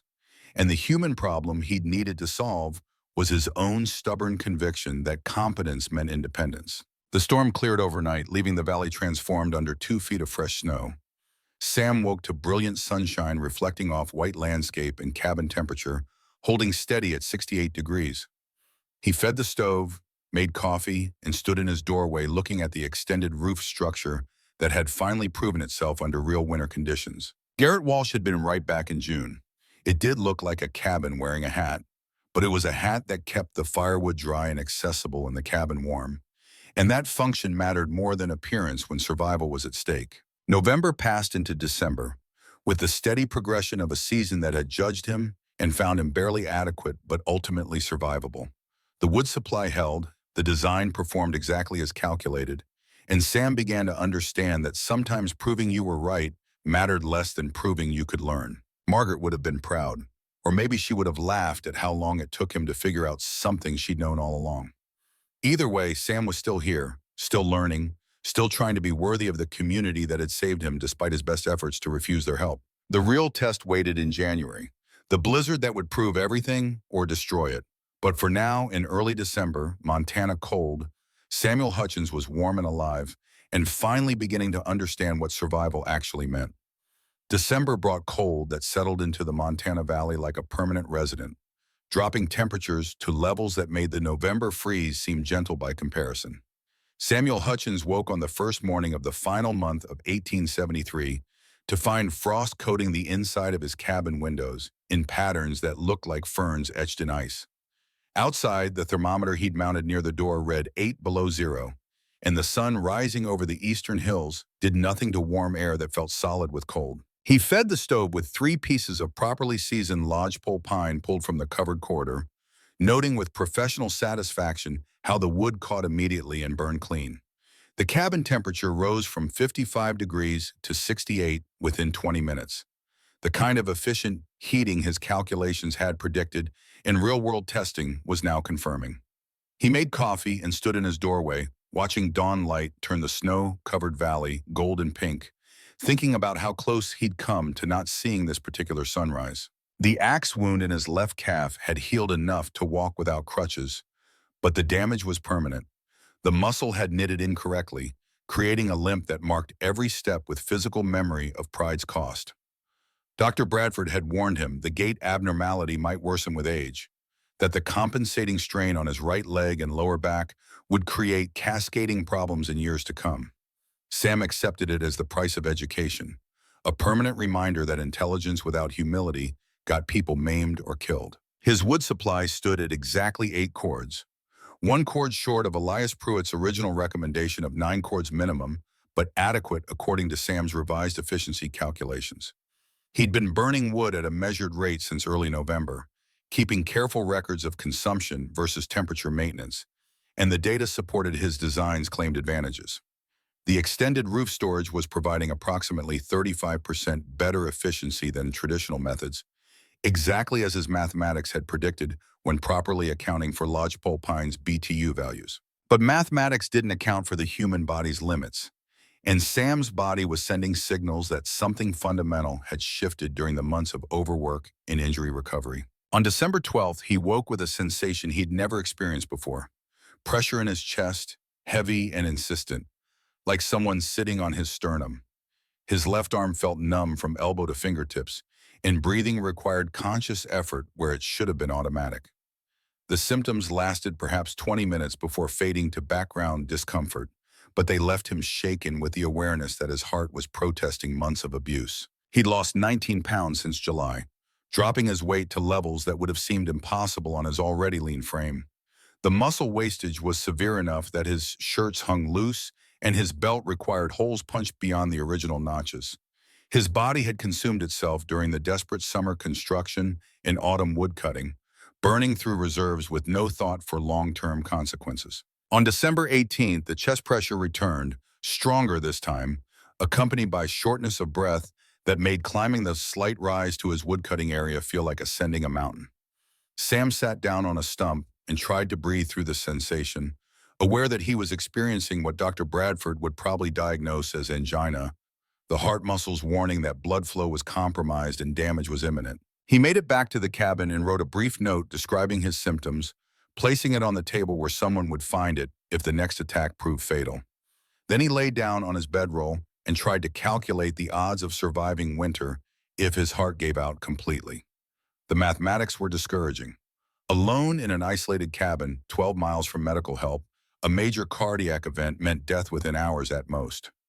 The extended roof design kept firewood accessible, but it couldn't split wood or maintain a stove if he was unconscious or dead. Dr. Bradford arrived on December 20th, making his pre-winter rounds to isolated homesteads before roads became impassable. He found Sam moving carefully, avoiding exertion, and the doctor's trained eye immediately recognized the symptoms. "You're having heart episodes," Bradford said after a brief examination. "Angina, probably brought on by months of physical overwork combined with severe weight loss and the stress of that leg injury. Your heart muscle is strained, Sam. Years of normal aging plus recent abuse equals a system on the edge of failure." "How bad is it?" "Bad enough that you need complete rest for at least 2 weeks. Minimum.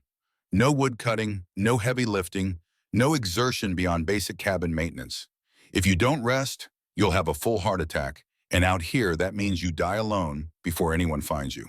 I need to tend the fire, feed the stove every few hours to maintain temperature. The stove, yes. Everything else, no.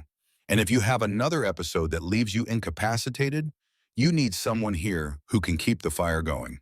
Because if that stove goes out in January cold, you'll freeze to death even if the heart attack doesn't kill you outright. I don't have anyone to stay with me." Bradford was quiet for a moment, clearly wrestling with a decision.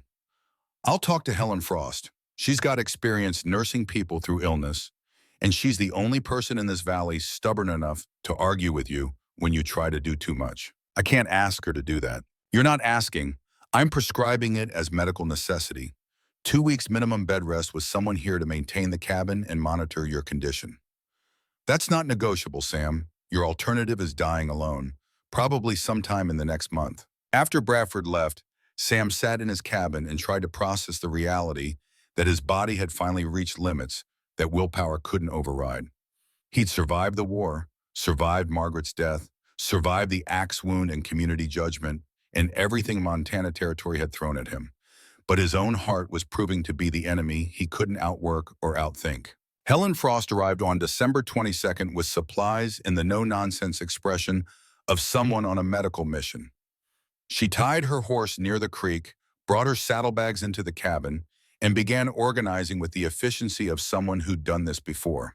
"Dr. Bradford says you're having heart trouble and needs supervision," she said. "I'm staying for 2 weeks minimum, longer if necessary. I've left my assistant running the trading post, and before you argue about imposing, understand that this isn't about you. This is about me not wanting to spend spring digging another grave because some stubborn man couldn't accept help." Sam wanted to argue, but the chest pressure had returned that morning, and he lacked the energy for pride. "I appreciate this, Helen, more than I can express." "Then express it by following doctor's orders and staying in that bedroll unless you're feeding the stove or visiting the privy. Everything else I handle." I am. The next 12 days passed in the strange timelessness of enforced rest. Helen maintained the cabin with practiced competence, cooking simple meals and keeping the stove fed with wood from the covered corridor. Sam watched her navigate the extended roof system and saw with professional satisfaction how easily the design accommodated someone who wasn't particularly strong. Helen could walk 3 steps, grab 2 or 3 pieces of seasoned wood, and return to cabin warmth without exposure to outside cold. The entire operation took less than a minute, and she could do it 6 times per day to maintain comfortable temperature without any physical strain. On December 28th, Sam's heart gave its most severe warning yet. He woke at 3 in the morning with crushing pressure in his chest, pain radiating down his left arm and up into his jaw, breathing that felt like drowning in air too thick to process. Helen woke to the sound of his labored gasps and immediately recognized cardiac crisis. She kept him still and warm, talking him through the panic that accompanied oxygen deprivation, monitoring his pulse with the steady calm of someone who'd nursed her husband through his final illness. The episode lasted 37 minutes before gradually subsiding, leaving Sam weak and terrified with the knowledge that the next one might be fatal. "You're not doing any work for the next month," Helen said when his breathing had steadied. That wasn't angina. That was a warning that the next event will be the full heart attack. If you exert yourself before your heart has time to heal, you'll die. "Do you understand me?" Sam nodded, too exhausted to speak. He spent the next 5 days in his bedroll, drifting between sleep and waking, aware that his body was using every available resource to repair damage he'd inflicted through months of abuse.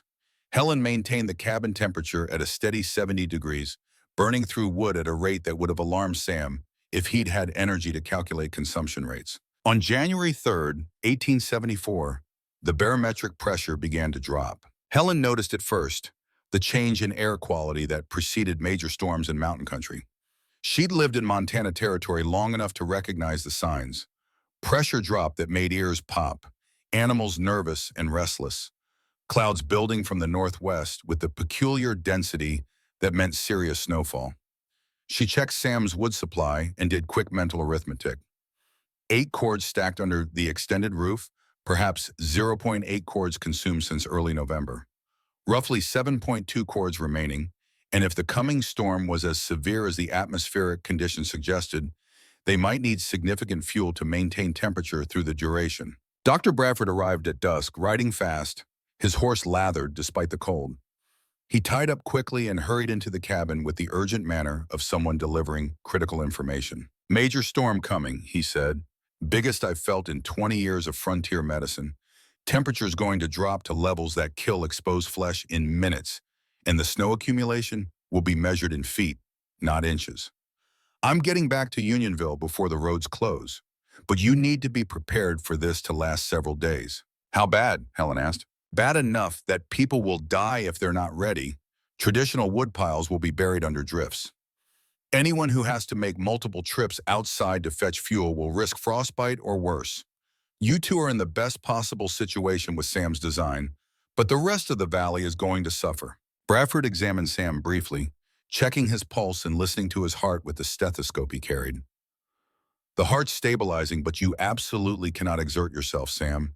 If this storm is as severe as I think, Helen's going to be managing everything. Your job is to stay warm and alive.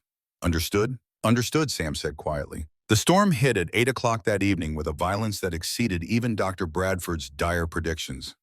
Wind came from the north like a physical assault, driving snow horizontal and dropping the temperature from 8 below zero to 22 below in less than 3 hours. By midnight, it had reached 29 below, cold enough to freeze exposed skin in under 2 minutes, cold enough to make metal brittle and kerosene sluggish in its container. Inside Sam's cabin, Helen fed the stove every 2 hours with wood pulled from the covered corridor. Each trip took less than a minute. Open the interior door, walk 3 steps in wool socks, grab 3 pieces of bone-dry seasoned pine, return to warmth.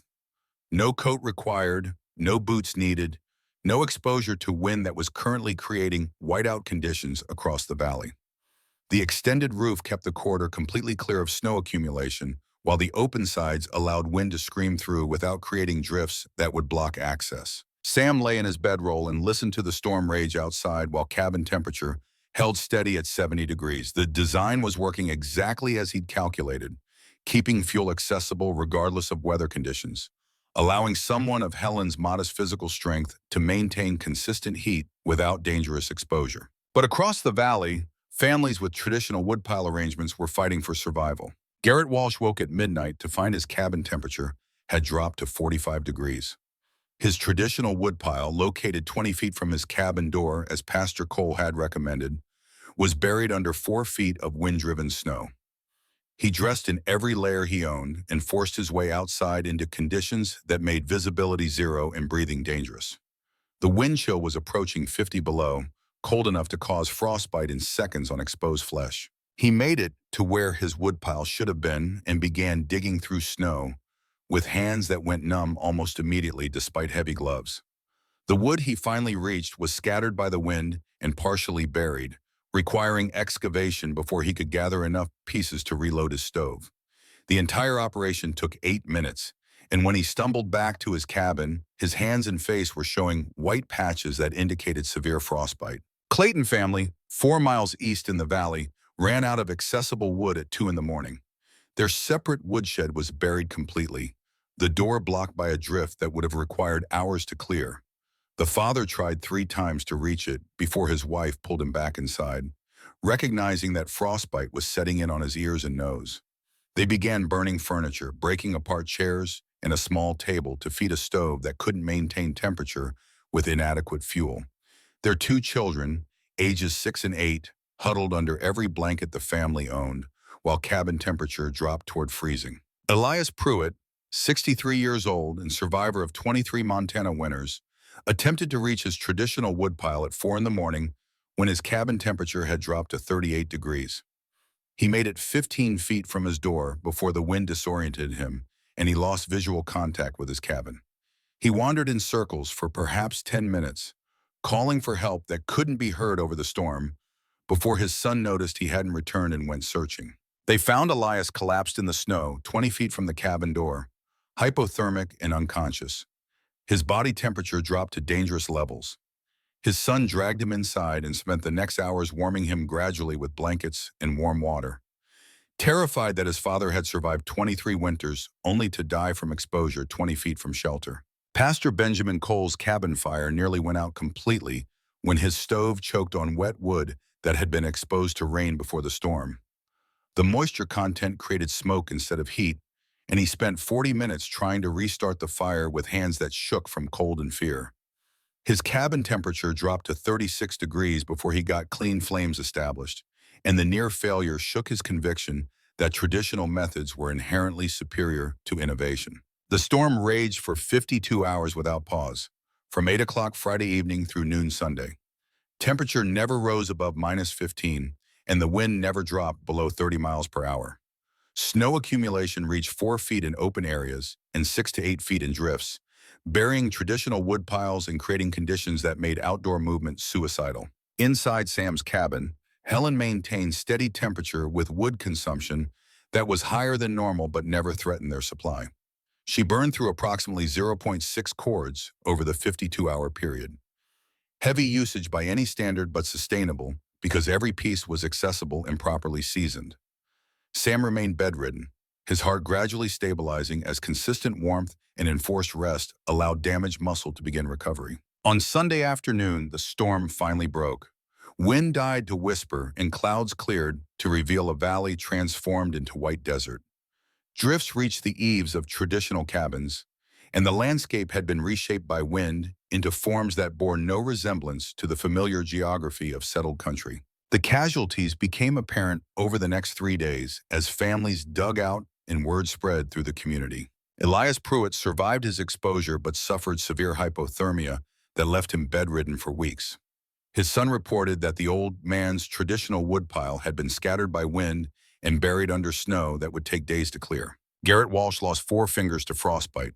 Dr. Bradford amputated them on Tuesday, January 6th, removing dead tissue from the index and middle fingers of both hands. The trapper would recover, but his grip was permanently compromised and his ability to work trap lines seriously diminished. Clayton family suffered frostbite injuries to both children's toes, not severe enough to require amputation, but painful and debilitating. Their furniture burning had kept them alive but destroyed possessions they couldn't afford to replace. Jacob Miller, a homesteader 3 miles south, froze to death in his barn. He'd gone to feed livestock during the storm, and become disoriented in whiteout conditions. They found his body 30 feet from his cabin door, frozen solid in a drift. He was 47 years old, experienced in frontier survival, but traditional methods had killed him anyway. On Wednesday, January 7th, Sam was finally strong enough to walk to his cabin door and look at the aftermath. The extended roof structure had shed snow as fast as it fell, preventing dangerous accumulation. The covered corridor was completely clear, wood stacks untouched and accessible exactly as they'd been before the storm. Helen had kept the cabin warm for 52 hours without once struggling to reach fuel, and Sam's heart had survived because consistent temperature had prevented the additional stress of fighting cold. Helen stood beside him in the doorway, looking at the devastation visible across the valley. Smoke rose from scattered cabins, thin and uncertain, speaking of families struggling to restart fires with inadequate or damaged wood supplies. "Your design saved us," Helen said quietly. "While the rest of the valley was fighting for survival, we never had a moment of real danger. The question is, how many people have to die before everyone understands that traditional isn't the same as optimal?" Sam had no answer. He was thinking about Jacob Miller, about a man dying 30 feet from shelter because the old ways couldn't accommodate the reality of Montana storms, about Garrett Walsh losing fingers to frostbite, about children burning furniture to avoid freezing, about Elias Pruitt nearly dying from exposure in his own yard. On Thursday, January 8th, Garrett Walsh arrived at Sam's cabin. He rode slowly, his bandaged hands making it difficult to control his horse, and he dismounted with the careful movements of someone managing serious pain. Sam met him at the door, noting the white wrappings on both hands and the expression of someone who'd learned an expensive lesson. "How much wood did you burn during the storm?" Garrett asked without preamble. "0.6 cords over 52 hours, Sam said. "Heavy usage to maintain 70 degrees the whole time, but I never had to leave the cabin to reach fuel." "How much did you burn?" "Can't measure it," Garrett said. "Half my pile is scattered across 3 acres of snow. What I could reach was wet and smoked more than it burned. I went through maybe a cord just to maintain 50 degrees, and I lost 4 fingers in the process." He held up his bandaged hands, and Sam could see the missing digits, the index and middle finger of each hand amputated at the first knuckle. Garrett's face was haggard with pain and exhaustion, and something that looked like anger directed inward. "I voted against helping you in September," Garrett said. "I told Elias Pruitt that respecting your choice meant respecting your right to fail. I believed that traditional methods were proven and your design was untested foolishness. But Jacob Miller died following traditional methods. Elias nearly died. I lost fingers. And you kept this cabin at 70 degrees without any risk because you were willing to build something that looked strange but worked better. You couldn't have known the storm would be this severe." "That's not the point, Sam. The point is that I judged your intelligence against my experience and decided experience was more valuable. I was wrong. Your engineering was right, and my traditional wisdom got people killed." Before Sam could respond, more riders appeared on the trail. Pastor Cole, Dr. Bradford, Helen Frost from the trading post, and 7 other men from the valley. They gathered outside Sam's cabin with the formality of an official delegation, their faces showing various degrees of exhaustion, injury, and something that looked like humiliation. Pastor Cole spoke first, his voice carrying none of its usual certainty. "Brother Hutchins, we've come to ask for your help and to offer apology. The storm proved what many of us were too proud to acknowledge. Your design is superior to traditional methods. We'd like to learn how to build similar structures for our own homesteads." Elias Pruitt was there, looking older than his 63 years, leaning on a cane he'd never needed before the hypothermia incident. "I was wrong about you, Sam," he said slowly. 23 winters I survived using the old ways, and I nearly didn't survive the 24th. You calculated something I couldn't learn through experience. That takes intelligence I didn't credit you with." Dr. Bradford stepped forward with a notebook. "I've documented the results across the valley," he said. "Families using covered wood storage had 0 serious injuries during the storm. Families using traditional separated woodpiles had 17 injuries, ranging from minor frostbite to Jacob Miller's death. The correlation is mathematically significant. Your design provides approximately 35% better efficiency plus complete elimination of storm exposure risk." Sam looked at the gathering of men who judged him and found him wanting, who'd voted against helping him, who'd maintained that traditional wisdom outweighed engineering intelligence. They were here now with injuries and apologies, asking to learn what they'd previously dismissed as foolishness. "I'll teach anyone who wants to learn," Sam said. "No charge, no judgment. You bring the willingness to build, and I'll provide complete instructions, calculations, material lists, construction techniques, everything I learned through trial and error. This design works, and I won't hoard that knowledge when sharing it might keep families alive." "How soon can you start teaching?" Garrett asked. "Soon as my heart heals enough for Dr. Bradford to clear me for light activity. Maybe 2 weeks. In the meantime, I'll write down everything.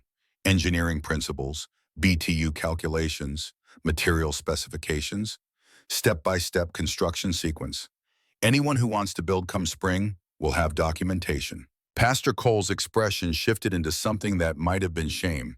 "I preached against your design, Sam. I called it prideful defiance of proven methods. I was wrong, and my wrongness nearly cost lives. I'd be honored if you'd help me redesign the church woodshed as demonstration of what humility looks like when it comes from a pulpit." The gathering lasted perhaps an hour, with men measuring Sam's post spacing and rafter angles, asking questions about load calculations and moisture management, taking notes on construction details they'd need come spring.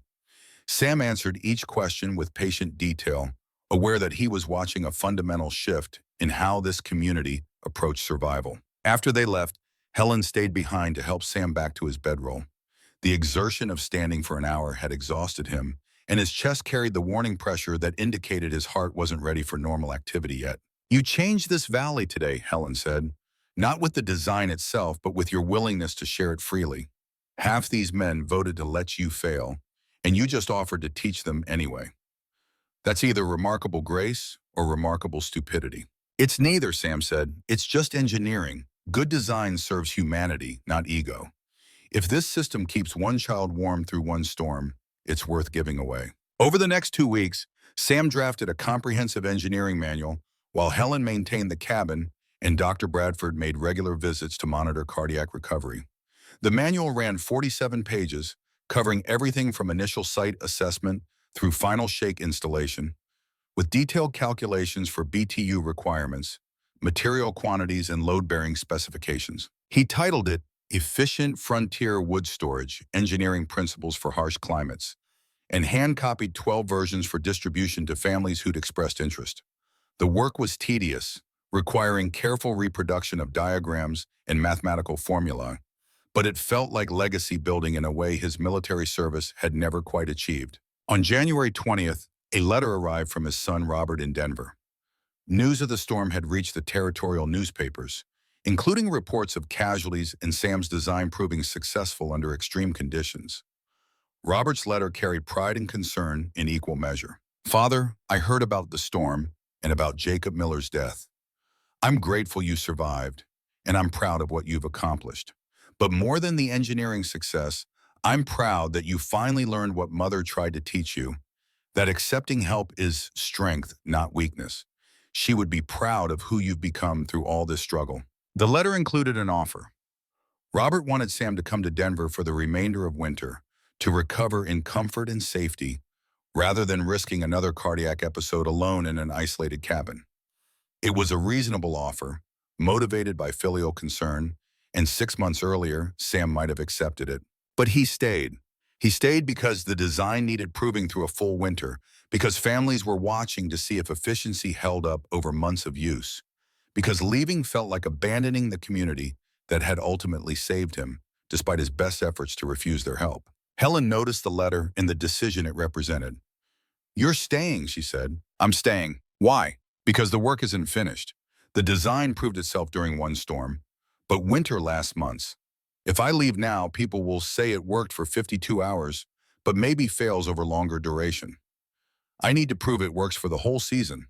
And because you finally found where you belong." "Maybe," Sam admitted. "Or maybe I just finally learned that belonging requires staying when it would be easier to leave." February arrived with the kind of cold that made January seem mild, dropping temperatures to levels that killed livestock and tested every heating system to its limits. Sam's wood supply held, the extended roof design providing exactly the efficiency gains his mathematics had predicted. He burned through approximately 2.8 cords from November through February, which put him on track to have 4 cords remaining when spring arrived in April.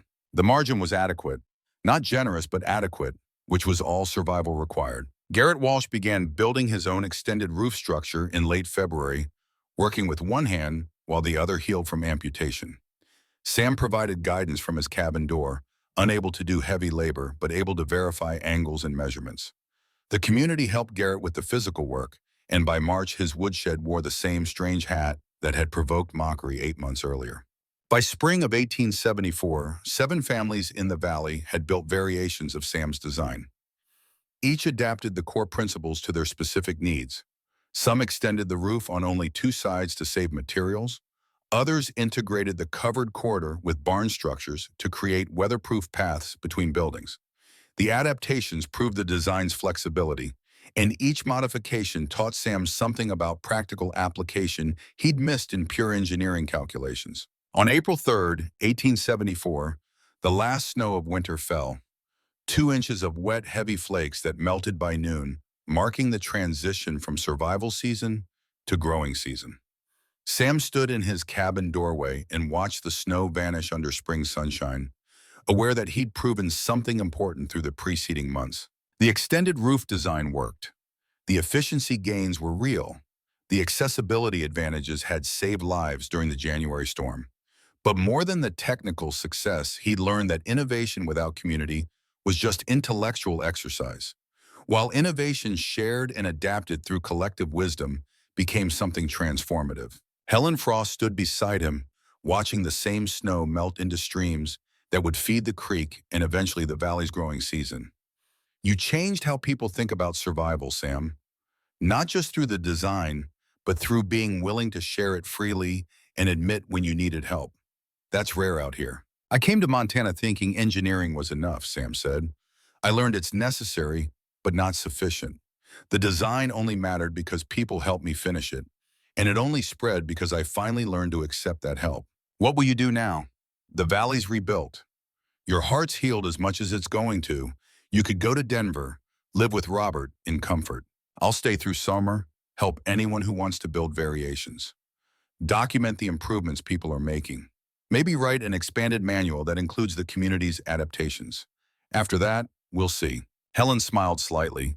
We'll see usually means you've already decided but don't want to admit it yet. Sam laughed, feeling the strange lightness that came from surviving something that should have killed him and learning from it instead. Maybe you're right. Maybe I've decided Montana is home now, and belonging somewhere means staying even when it's hard. They stood in the doorway and watched spring arrive across a valley, transformed by winter's lessons. 7 families now had extended roof woodsheds. 14 more were planning construction before next snow. The design that had provoked mockery was becoming the new standard, and the origin story was already beginning to fade as the innovation became invisible through success. Samuel Hutchins, 58 years old, former Army engineer, widower, recovering fool, had proven that intelligence applied with humility could save lives. The extended roof structure stood around his cabin like a testament to lessons learned at great cost, strange looking but functional, marking him as the man who'd changed how Montana settlers thought about survival. Winter was over, the test was passed, and the real work of building community through shared knowledge was just beginning. Spring came to Montana territory in 1874 with the tentative warmth of a season that knew better than to promise too much too soon. Samuel Hutchins stood in the doorway of his cabin on the first morning of April and watched snowmelt turn the valley floor into streams that would feed summer growth. He was 59 years old now, marked by a permanent limp from the axe wound and a heart that carried damage no amount of rest would fully repair. But he was alive, and the extended roof structure that surrounded his cabin had proven itself through the kind of winter that killed men who relied on tradition alone. The community gathering happened on April 12th, a Sunday after church services when 14 families assembled at Sam's homestead to learn the principles behind the design that had kept him warm while others froze. They came with notebooks and measuring tools, men who'd voted against helping him 6 months earlier, now asking to copy what they dismissed as foolishness. Sam distributed hand-copied versions of his 47-page engineering manual, watching weathered frontiersmen handle the documents with the careful reverence usually reserved for religious texts. Garrett Walsh stood at the front of the group, his bandaged hands making it difficult to hold a pencil, but his attention absolute as Sam explained load calculations and BTU efficiency. The key principle is moisture management, Sam said, standing beside his structure and pointing at the elevated wood stacks underneath. Traditional ground stacking loses 30 to 40% of heat value to absorb moisture. Elevation plus air circulation reduces that loss to maybe 5%. The efficiency gain is the difference between needing 9 cords and surviving on 8. What about fire risk? Pastor Cole asked. You've got fuel surrounding your dwelling. One spark and everything burns. The corridor is open air, Sam explained. Spark dispersal is actually superior to enclosed sheds, and the separation between stacked wood and cabin walls creates a thermal buffer that reduces direct heat transfer. Fire risk is lower, not higher. The gathering lasted 3 hours, with Sam answering questions about rafter angles and post depth and shake installation techniques. He watched men's sketches designed with modifications suited to their specific sites, watched the innovation transform through community adaptation. Some planned to extend the roof on only 2 sides to save materials. Others wanted to integrate the covered corridor with barn structures, creating weatherproof paths between buildings. Each adaptation taught Sam something about practical application he'd missed in pure engineering calculations. Jacob Carpenter suggested angling the posts outward slightly to create better snow shed. Helen Frost proposed using the covered space for tool storage as well as firewood. Elias Pruitt, still recovering from his hypothermia episode, asked about adapting the principle for livestock shelter. The design was evolving beyond Sam's original conception, becoming something larger and more flexible. Through collective wisdom, he'd created the foundation, but the community was building the structure. By late May, 9 families had begun construction of their own extended roof systems. Sam visited each site, offering guidance and corrections, watching men who'd spent decades relying on experience, now applying engineering principles they'd learned from copied manual pages. The valley was transforming, one strange-looking cabin at a time, and the mockery that had greeted Sam's original structure had shifted into grudging admiration. Garrett Walsh completed his woodshed by June 15th, working one-handed while his amputated fingers healed. The structure extended his cabin roof on 3 sides, creating covered storage for approximately 7 cords of firewood. He'd incorporated Jacob Carpenter's angled post suggestion and added Helen Frost's tool storage modification, improvements that Sam immediately added to his master manual for future distribution. On June 20th, Garrett tested his completed structure by stacking 2 cords of green-cut pine using Michael Chen's Chinese cross-stack method. The lattice pattern allowed maximum air circulation, and within 3 weeks the wood was showing measurable moisture loss that would have taken 2 months using traditional stacking. Your design works, Garrett told Sam during a visit in early July, and that Chinaman's stacking technique works even better than you calculated. I'm getting 40% faster seasoning than traditional methods. If Michael Chen ever comes back through this valley, I owe him a debt. He's working railroad construction near Butte, Sam said, but I've written him about the community's interest. He might return if there's steady work available. Tell him there is. I've got trapline construction projects, and I don't care what color a man's skin is if his carpentry is solid. The valley worked through summer with the focused energy of a community that had learned winter's lessons at great cost. By August, 14 families had completed extended roof structures of various designs, each one proving the core principle that accessible dry fuel was superior to traditional separated storage. The innovation was spreading through demonstration rather than evangelism, which Sam recognized as the most powerful form of validation. On August 24th, a reporter from the Helena Independent wrote out to interview Sam about the design that was changing frontier building practices. The resulting article ran on September 3rd under the headline, "Retired Engineer Revolutionizes Frontier Heating. Novel Wood Storage Design Saves Lives During January Storm." The article described Sam's extended roof principle and quoted Dr. Bradford's statistics about injury reduction in the families using covered storage. It mentioned Jacob Miller's death as cautionary example of traditional method failures and praised the community's willingness to adapt proven innovations. The reporter called Sam's design an elegant application of engineering intelligence to frontier survival challenges. Sam read the article with mixed feelings. The recognition was gratifying, but it also felt like taking credit for something that had succeeded only through community support and collective refinement. He'd designed the original structure, but Helen Frost had saved his life by nursing him through cardiac crisis. Michael Chen had contributed critical stacking techniques. The Valley families had adapted and improved the core concept. The innovation belonged to all of them, not just to the engineer who'd drawn the first sketches. Helen Frost visited on September 10th with supplies from the trading post in the direct manner that characterized their friendship. She found Sam working on an expanded version of his manual, incorporating the summer's community improvements and adaptation examples. "You're going to give away the updated version too," Helen said. "No charge, no patent, just free distribution." "Knowledge isn't for hoarding," Sam replied. "If the improvements help someone survive next winter, that's payment enough." Thomas would have tried to commercialize it, patent the design, license it to lumber companies, make money from the innovation. Thomas died on that railroad bridge. Maybe if he'd been less focused on profit and more focused on sharing what worked, someone else would have noticed the load-bearing problems before the collapse. Helen was quiet for a moment, then sat in the cabin's single chair. "Sam, I need to ask you something directly, and I want an honest answer. Are you planning to stay in Montana Territory?" "I'm staying." "Why? Your sons are in Denver. You could live in comfort, receive proper medical care for your heart condition, spend your remaining years in safety.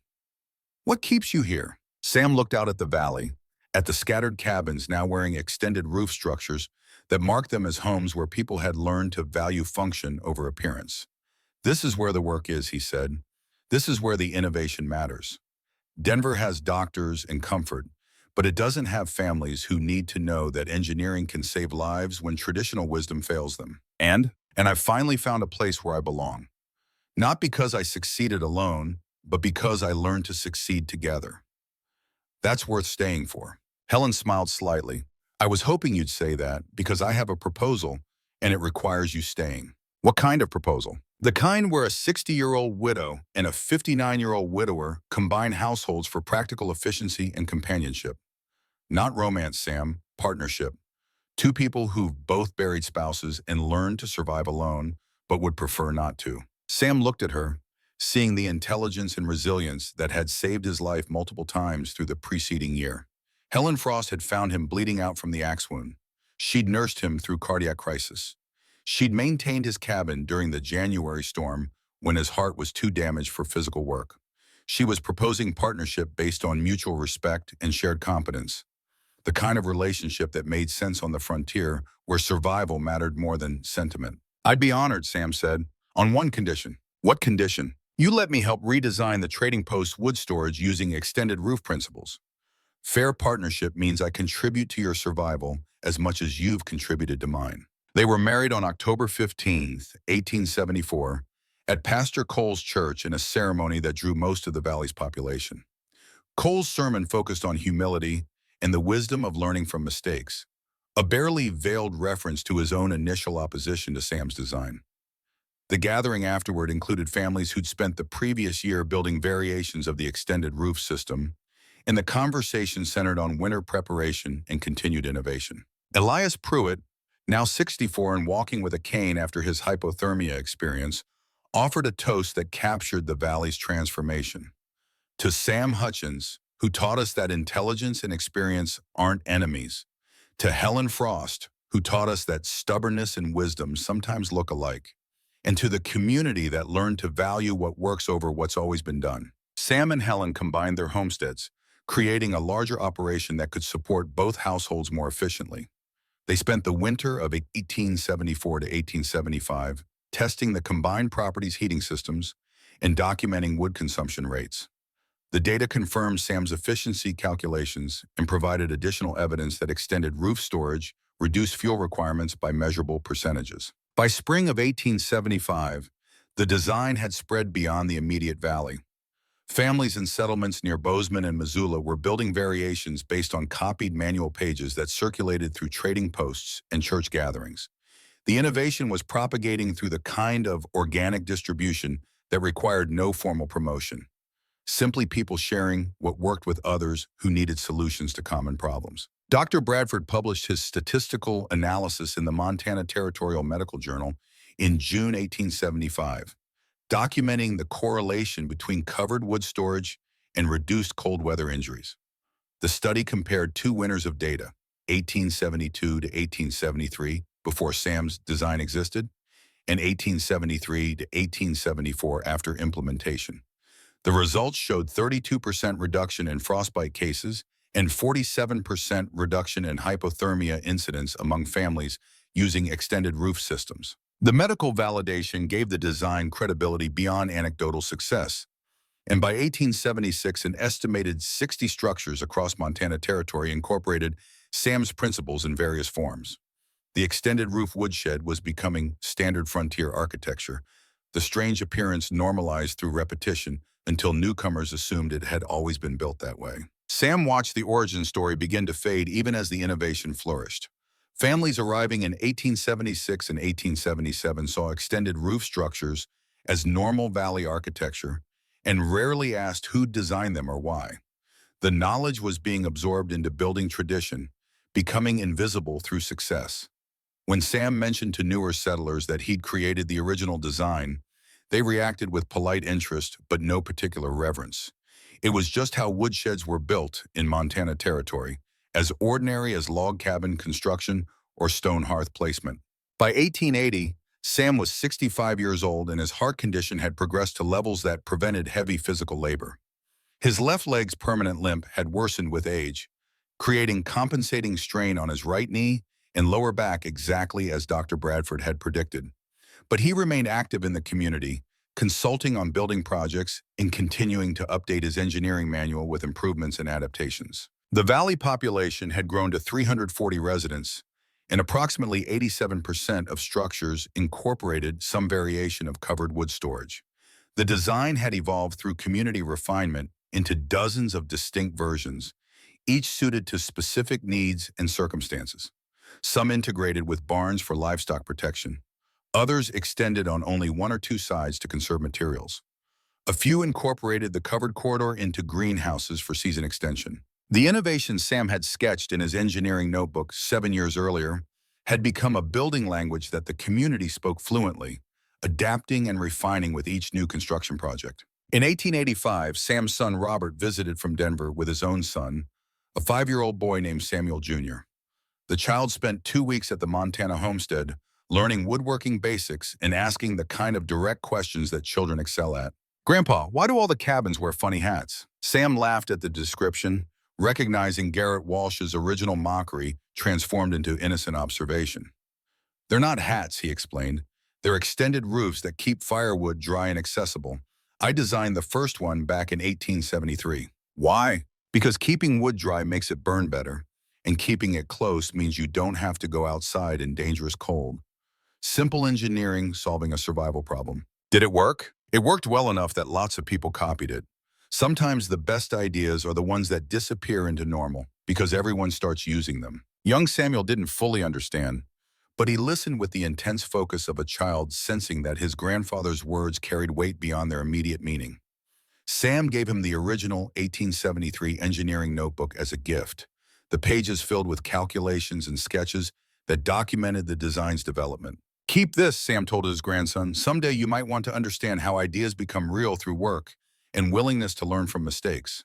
The 1890s brought continued growth and prosperity to the valley. Sam and Helen's combined homestead became a gathering place for community discussions about building techniques and agricultural improvements. Sam consulted on irrigation projects and bridge construction, applying his Army Corps of Engineers training to civilian infrastructure challenges. His heart condition limited his physical contribution, but his engineering knowledge remained sharp and valuable. By 1900, Sam was 85 years old and the valley's oldest surviving pioneer. Most of the families who'd arrived in the 1870s had either died or moved on, replaced by younger settlers who knew the extended roof woodshed as traditional architecture rather than innovation. Sam attended community gatherings and watched people discuss building techniques without any awareness that the man who'd created those techniques sat among them. Helen noticed his amusement at being forgotten while his work flourished. "Does it bother you that they don't know who designed what they're using?" "Not even slightly," Sam said.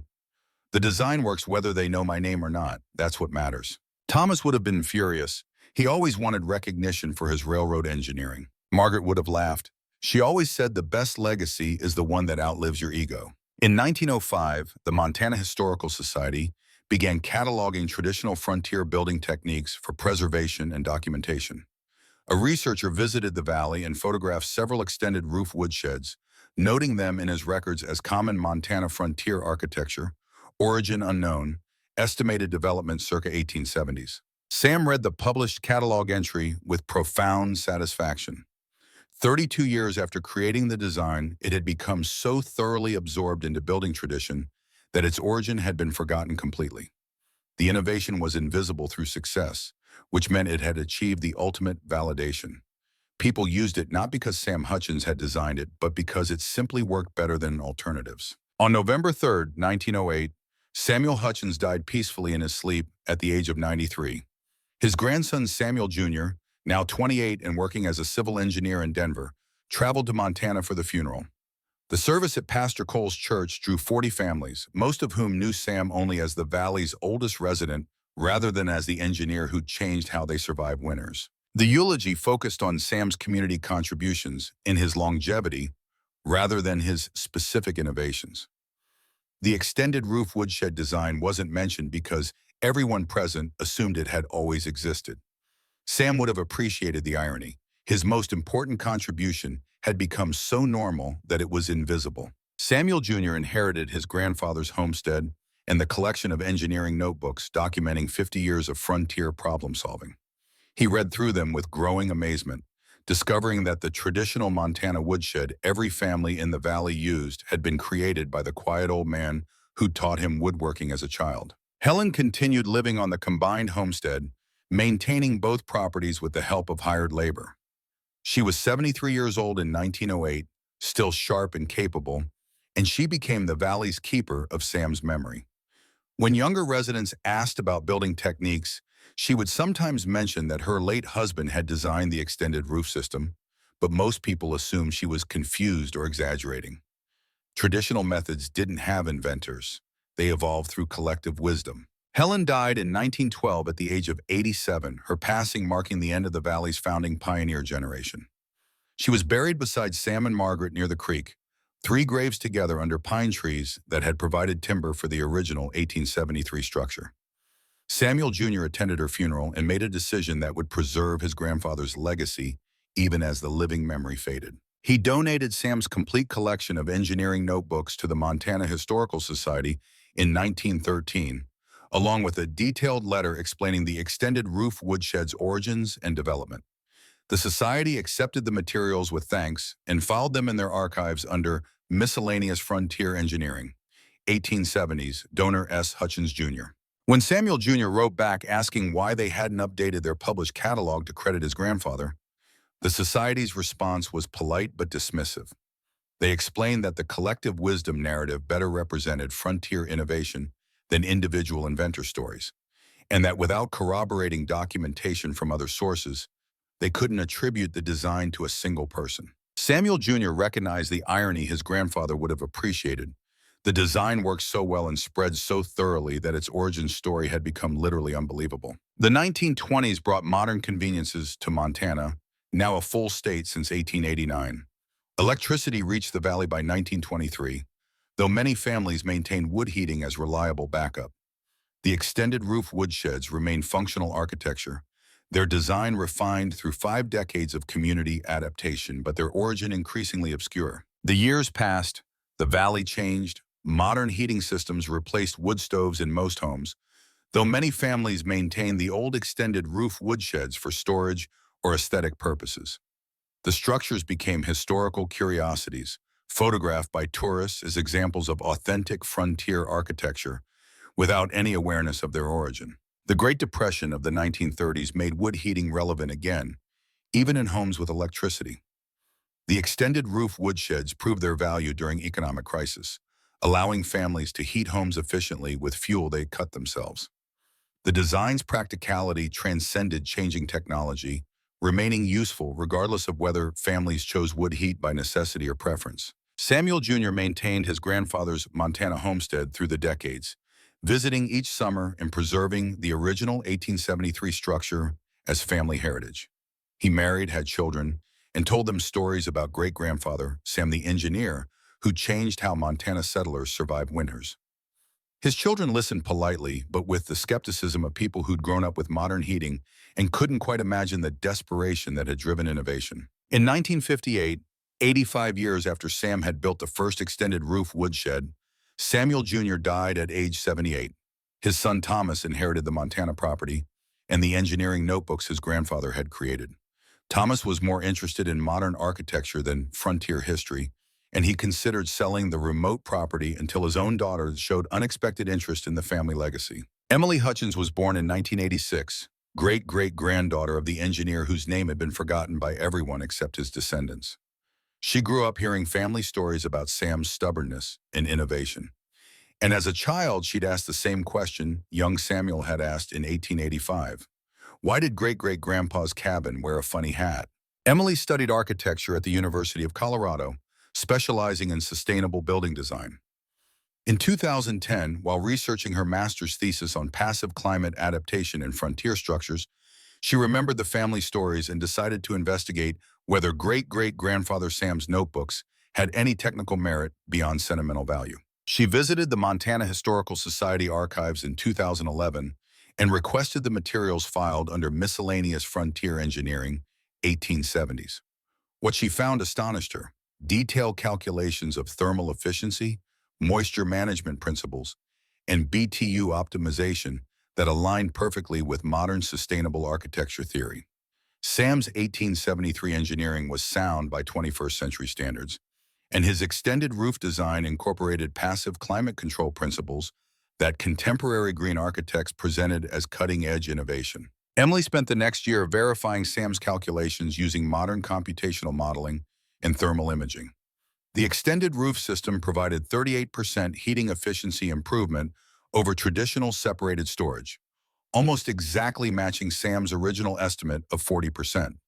The thermal buffer zone, elevated storage, and passive ventilation all functioned exactly as he'd calculated 138 years earlier. In 2013, Emily published a research paper titled Frontier Engineering Intelligence: Quantifying the Hutchins Effect in Passive Climate Adaptation. The paper introduced Sam's story to academic architecture circles and argued that frontier necessity had produced sophisticated engineering that modern sustainable design was essentially rediscovering. The paper attracted attention in green building communities, and Emily was invited to present at a TEDx conference in Denver in 2014. Her talk, "What a 19th Century Army Engineer Can Teach Us About Climate Adaptive Design," introduced Sam's story to broader audiences. She explained the design principles using Sam's original sketches projected on the screen behind her. She quoted from his 1874 manual and his letters to his sons. She showed photographs of surviving structures still functioning 140 years after construction. And she concluded with the observation that modern green building was often rediscovering physics that frontier engineers had understood through necessity and calculation. "My great-great-grandfather solved climate adaptation in 1873, Emily told the audience. Extended roof thermal buffer zones, passive ventilation for moisture control, elevated storage preventing ground contact deterioration. We're teaching these principles in sustainable architecture programs today as if they're new ideas. They're not. They're physics, and physics doesn't change." Sam Hutchins understood that, and he gave away his solution freely because good engineering serves humanity, not ego. The talk attracted interest from preservation societies and modern builders wanting to incorporate Sam's principles into contemporary construction. Emily found herself fielding requests from researchers, architects, and even documentary filmmakers wanting to tell the story of the forgotten engineer whose innovation had saved countless lives while erasing his name from memory. In fall 2014, Emily obtained permission to restore Sam's original 1873 Montana homestead as a research site and educational facility. The cabin still stood, weathered but structurally sound, with the extended roof system intact though requiring repair. She assembled a team of students and volunteers to rebuild the structure according to Sam's original specifications, using his engineering notebooks as construction guide. The restoration took 4 months. They replaced damaged rafters and shakes, rebuilt rotted support posts, and restored the covered corridor to 1873 functionality. In January 2015, 142 years after the design had proven itself during the Great Blizzard, Emily conducted a winter performance test. The results confirmed everything Sam had calculated. During a cold snap that dropped temperatures to minus 25 degrees, the restored cabin maintained 68-degree interior temperature, with wood consumption matching Sam's documented 1874 rates. The extended roof kept firewood accessible and dry, despite heavy snow. The thermal buffer zone reduced direct wind exposure on cabin walls. Every principle worked exactly as engineered. Emily taught workshops at the restored homestead through 2015 and 2016, bringing architecture students to experience frontier engineering firsthand. They split wood using period tools, stacked it using Michael Chen's Chinese lattice method, and maintained the cabin through weekends that tested both the design and their understanding of passive climate systems. Students repeatedly asked the question that had defined Sam's entire journey: why isn't he famous? If this design was so revolutionary and saved so many lives, why doesn't everyone know his name? Emily's answer evolved over time, but by 2016, she'd refined it to essence. Because he didn't want to be famous. He wanted people to be warm and alive. Look around this valley. Almost every old building has some variation of his design. People used it for 140 years without knowing who created it. That's not failure of legacy. That's the ultimate success. The idea mattered more than the inventor. She would hold up Sam's original 1873 engineering notebook. Its pages yellowed, but its calculations still legible. On the last page, Sam had written a note that Emily had discovered during her archival research. She read it aloud to students. Good engineering serves humanity, not ego. If this design keeps one child warm through one winter, it was worth the effort. If people use it without knowing my name, that proves it works well enough to become ordinary. There is no higher praise than invisibility through ubiquitous success. Let the work speak. Let the names fade. Let the physics endure. By 2020, Emily had published a book documenting Sam's story and the engineering principles behind his innovation. The Engineer's Winter: How One Man's Humility Changed Frontier Survival, became required reading in several sustainable architecture programs and attracted general audiences interested in forgotten innovation stories. The COVID-19 pandemic in 2020 brought renewed interest in self-sufficiency and alternative heating systems. Families researching wood heat discovered Sam's extended roof design through Emily's work, and a small renaissance of modern implementations began. Contemporary builders adapted the 19th century principles using modern materials: steel posts instead of timber, metal roofing instead of shakes, but the same core physics of thermal buffer zones and accessible dry storage. In 2024, 151 years after Sam Hutchins had sketched his revolutionary design, Emily stood in the doorway of the restored Montana homestead and watched winter sunset paint the valley gold and pink. She was 38 years old, the same age Sam had been when he'd nearly died from the axe wound, and she understood now why he'd stayed in this remote place rather than accepting comfortable retirement in Denver. This was where the work mattered. This was where innovation had saved lives and transformed how people survived impossible conditions. Denver had comfort and recognition, but Montana had the quiet satisfaction of knowing that good ideas outlive their creators when they serve genuine human needs. The wind moved through pine trees above the homestead, the same trees that had provided timber for Sam's original structure. In the sound, Emily heard something that might have been answer or might have been just wind, but it felt like permission to continue the work. Like Sam giving one last piece of advice from wherever he watched. She walked back into the cabin and added 3 pieces of properly seasoned lodgepole pine to the stove. The wood caught immediately, burning clean with minimal smoke, producing heat that spread through the small space with gratifying efficiency. 151 years after Sam Hutchins had first tested his design, the physics remained valid and the innovation still worked. The extended roof stood around the cabin like a promise kept. Strange looking but functional, protecting firewood that would keep the structure warm through Montana winter. Smoke rose from the chimney into crystalline night air. Stars emerged in darkening sky, and somewhere in the accumulated wisdom of a valley that had learned to value function over tradition, Samuel Hutchins' legacy persisted not as remembered history, but as invisible practice. Good engineering serves humanity, not ego. The best solutions are the ones that disappear into normal. Let the work speak. Let the names fade. Let the physics endure. That was the lesson. That was the legacy.